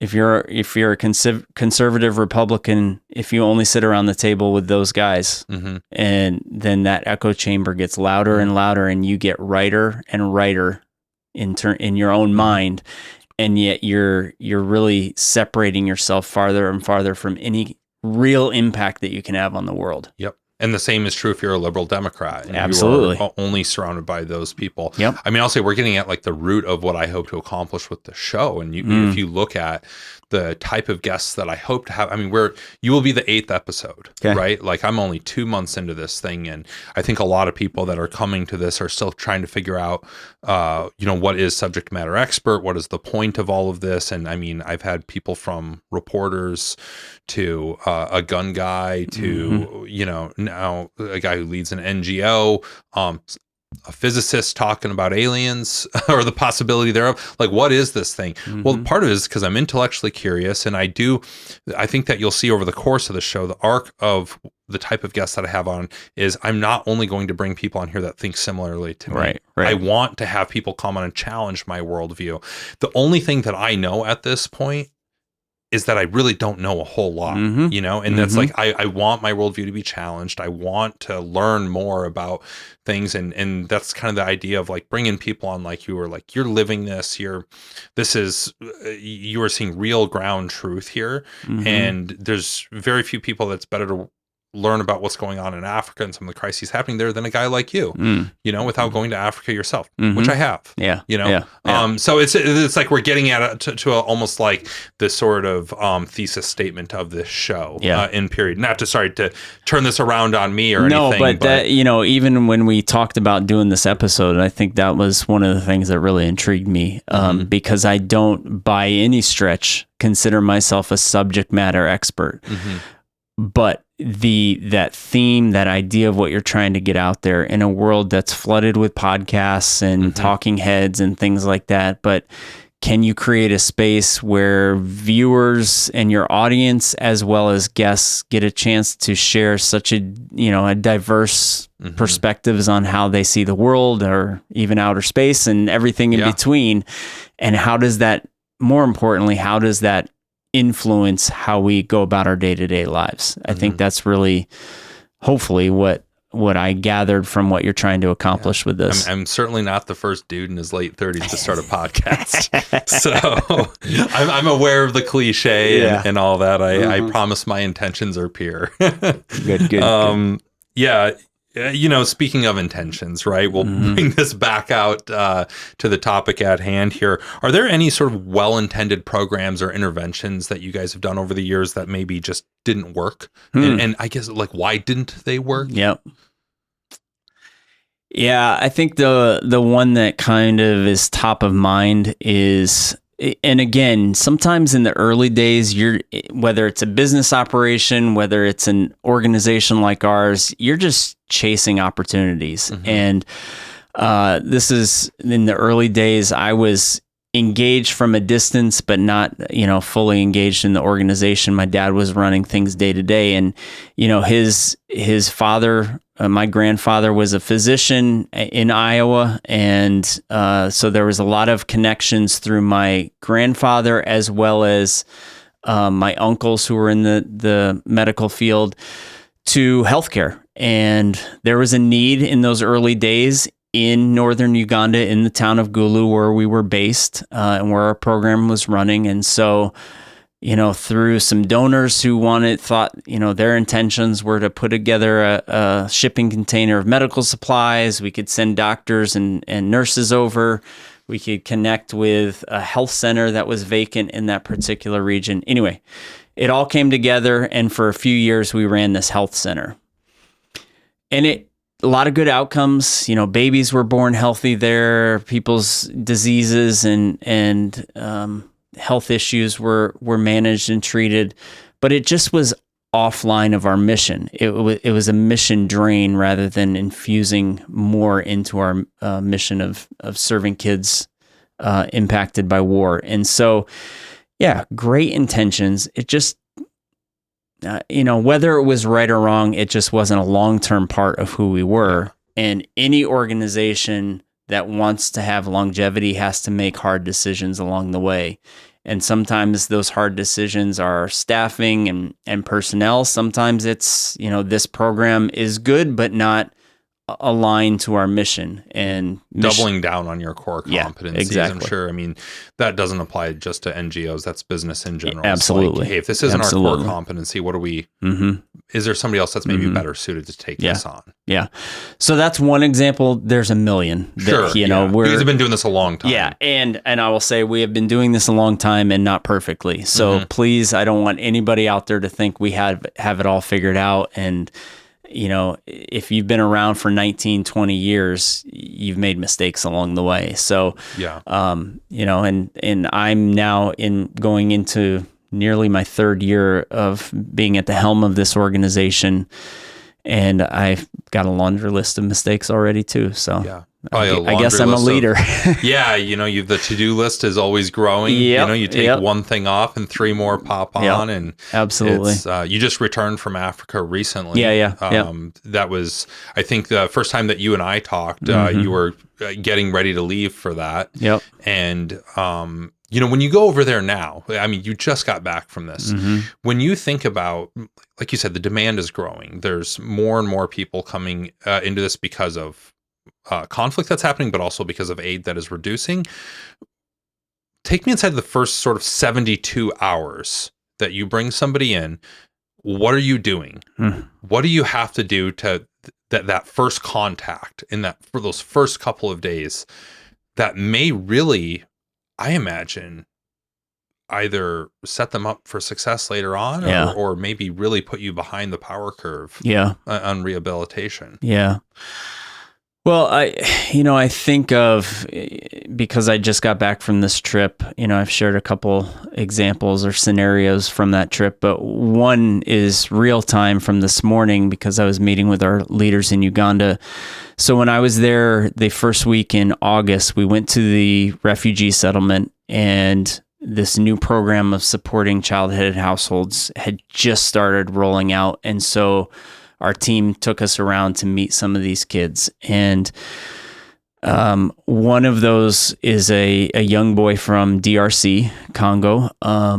And I believe both his parents were killed in conflict. He came to the refugee settlement with an aunt or a caregiver, kind of a foster parent type model.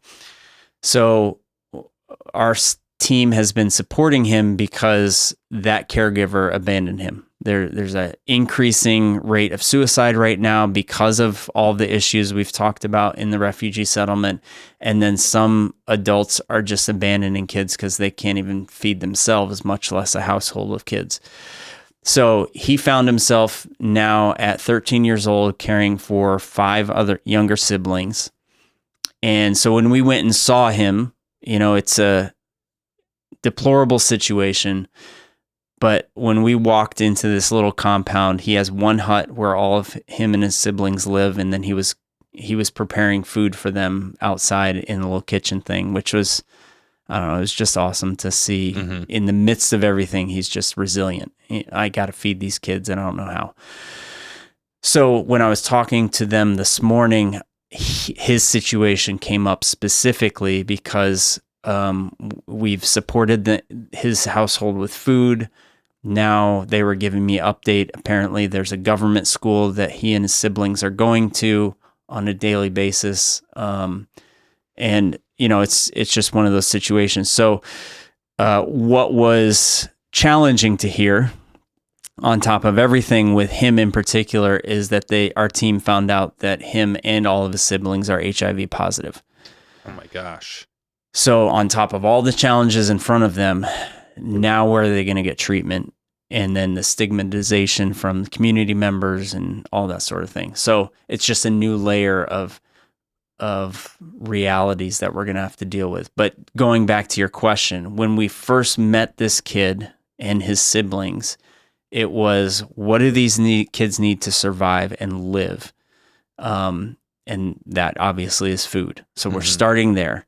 We don't have a formal program. We've never really done this before. So we're making slow commitments. So we're going to commit to getting food to them.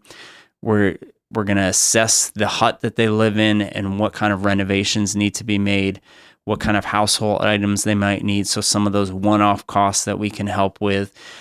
And then we're just beginning to create the framework for what does long-term support for these households look like. So out of the 12 households we're committed to, that represents 49 kids under the age of 17. That doesn't sound like a huge number, but I think it kind of does. But when you start to kind of multiply out I'm trying to keep 2 kids alive and fed right now in pretty favorable conditions. Yeah. So, and this is all on top of and new stuff on top of what we're already doing for the 150 beneficiaries we're serving in our regular programming. So the strain on our staff. And, one of the questions I asked Julius today is, how's the team doing? Because these are not, I'm not saying that our normal programming is for stable, well put together kids, but they're not at the verge of dying because they don't have food. They with our programs and some of their other community supports, they're doing okay. These kids literally it's life or death situations. And so that has a traumatic effect on our staff as well, more than they've had leading up to this. And he said, I asked him, how are they managing? Are they motivated by this? Are they overwhelmed? And his response was, yeah, all of those. Yeah. Like, yes, this has been motivating because they're seeing firsthand the desperate need of these kids. And it's completely overwhelming because how do we maintain this and sustain this long term? And what does this whole program look like in the future? We don't know exactly, but the need's there. Our mission is to serve kids impacted by war and conflict. These kids are at the front line of that reality, and we're going to figure out a way to do it. I mean, that is just when you mentioned that. Oh, and by the way, they've also got AIDS. Like, the monumental task that you are taking on, that you and your team are taking on. It's hard to wrap your head around. And by the way, when I was there in August, they had told me about these 12 households, whatever. We agreed to get started. As I'm there walking through the refugee settlement with them that day, they're like, by the way, this is 12 of 120 plus cases that have been presented to us because there's no resources and no programs available to them. So then I'm literally walking down the path with our staff, hearing that for the first time. We had just left one child-headed household to go to another one and going, this is just, the tip of the iceberg. And Mvepi is one of the smallest refugee settlements across Uganda. Like, how are these numbers multiplied out? And how will they be moving forward? You got to feel at times like you're trying to swim against the current of the ocean. For sure. I mean, it's you got to have the patience of a saint. And well, and I said this to an audience just this past weekend. You have to have that picture of that. I forget the story exactly how it goes, but you're walking down the beach and all these seashells or starfish are washed up on the shore, and there's millions of them. And how do you get them back into the ocean? And the response is you do one at a time. I mean, you do what you can, but you take action. You don't just say, "Oh, I can't get them all in there, so I'm not going to do anything." So, I can't help but think about with what's going on with these kids in so many child-led households. You're talking about 11, 12, 13, 15-year-olds caring for 5, 6, 7, 8 kids. I mean, how much do you guys have to pay attention to? And do you have any role in, I guess, protecting against the exploitation or trafficking of these kids? Yeah. for sure, because most of these child-headed households are girls, Mm-hmm. and that means they're between the ages of 13 and 17. I went and visited 6 of these households when I was there in August, and not one of the huts that we visited had a door with a lock on it. Oh my gosh. So along with getting them food to survive, that was the next step, was getting security and a roof that wasn't leaking and things like that. So we're trying to start with the most immediate security and safety measures that are needed to help them survive. But yeah, I mean, those are, we talked about staffing issues. We don't have a focused child protection officer on our team there right now, and that's probably something as we look at adding another 18 child-headed households in the coming months, and then starting to scale this thing moving forward. We need staff really focused. We have good child protection policies, but to have someone focused on what that actually means for our organization is again, staffing is a whole nother piece to this puzzle we're gonna have to figure out. But yeah, I mean, it is a primary question. And one of the questions we wrestled with our team there a couple weeks ago was knowing the vulnerability and risk that these girls in particular are facing in the context of them being unsafe. What happens if one is assaulted or becomes pregnant? How does that change whether or not we support that family continually? Obviously we will, but that obviously changes how we support that household if one of the girls becomes pregnant. And then what kind of legal action needs to be taken, what kind of relocation steps need to, all of that stuff. It's complex. And that's where, as a development organization, you're looking at not just our interventions now, but how do they tie into our interventions 5 years from now? Compared to a relief organization that's much more transactional. We handed out food, but we're not, because of the nature of our organization, we're not concerned about the other 85 elements of what it means for them to survive and be sustainable long term. So we're trying to make, as we're looking at this new need and then building plans for the future to meet this growing need, how do those steps now and those interventions now tie into where we'll be 5 years from now? Ultimately, hopefully, where these kids are much more stable and starting to really give back to their communities and they're hopefully, on track towards a future. One step at a time, one person at a time, like you said. Yep. I know a lot of these are tough topics. You did such a wonderful job of explaining all these. I do want to note, though, as we sort of wrap up here, that we have talked about some of the toughest parts of Africa, the toughest regions. What I don't want to do is for a person who is considering going to Africa, any country in Africa, it's a wonderful place. You should go. I don't want anything that we've talked about today to discourage somebody from going and experiencing the magic that is that continent, that is the people that live there. It is a whole part of the world that so many people don't get exposed to because of fear. Either the way things are portrayed in movies, or just the headlines that they see, or anything like that. It's or nervous they're going to go there and see nothing but traumatic images in front of them, kids with swollen bellies and things like that. Like that is the reality in some parts of Africa, in some countries, and there's horrible things going on. There are also so many other parts of Africa, other countries that are beautiful places, amazing, thriving tourism industry. And I think, I guess, I'm not sitting here trying to tell people like sell tourism in Africa here. I guess what I'm trying to get at here is one of the things that we can do to directly help, outside of course, donating to nonprofits or volunteering with nonprofits, is continue to support the healthy economies that are there. You need healthy countries that are thriving off of things like tourism in order to be safe harbors for refugees, to be places like Uganda specifically. They have a thriving tourism industry. People go there to see silverback gorillas and things like that. Like, how much would them specifically, how much would it impact their nation's ability to take in these refugees if all the tourism money just dried up? You know, so I guess I'm sort of just like, I'm not telling you anything you don't know. But I guess it's just for everybody listening of like, yeah, consider it as a vacation spot, or if you already have a trip planned, don't let any of this like scare you off from going there. Of course, be aware that there's horrible things happening. Sure. Like, be aware it is not just a vacation. Yeah. Part of the world. I remember, so 2 quick stories. One is there's a family right here in New Hampshire who has been traveling at least once a year for the past 6 or 7 years to our program in northern Uganda.